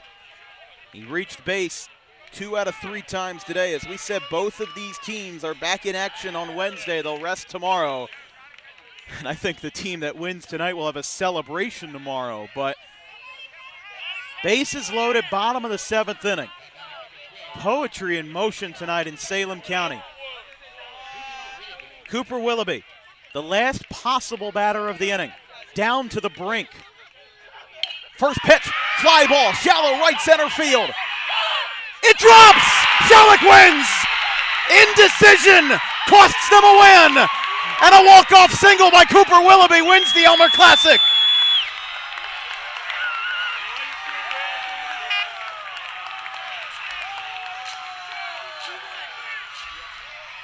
Cooper Willoughby walk-off single to right center field.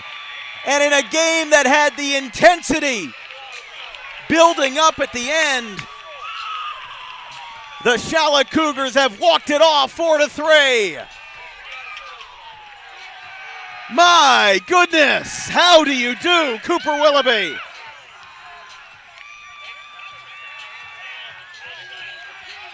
Unbelievable. That ball dropped in right field. I think Sol Elmer had called it off. And a game that saw some jawing, some showmanship, ends with some sportsmanship at the end. As Schalick walks it off by a score of 4-3. They're still going to run this one out. Got to get in your steps, gentlemen. Cooper Willoughby, the hero of the Elmer Classic, lifted up by the seat of his pants by his teammates in gleeful joy. I mean, that's precision. That ball wasn't hit all that deep. It wasn't hit aggressively. It just ended up landing in the right space.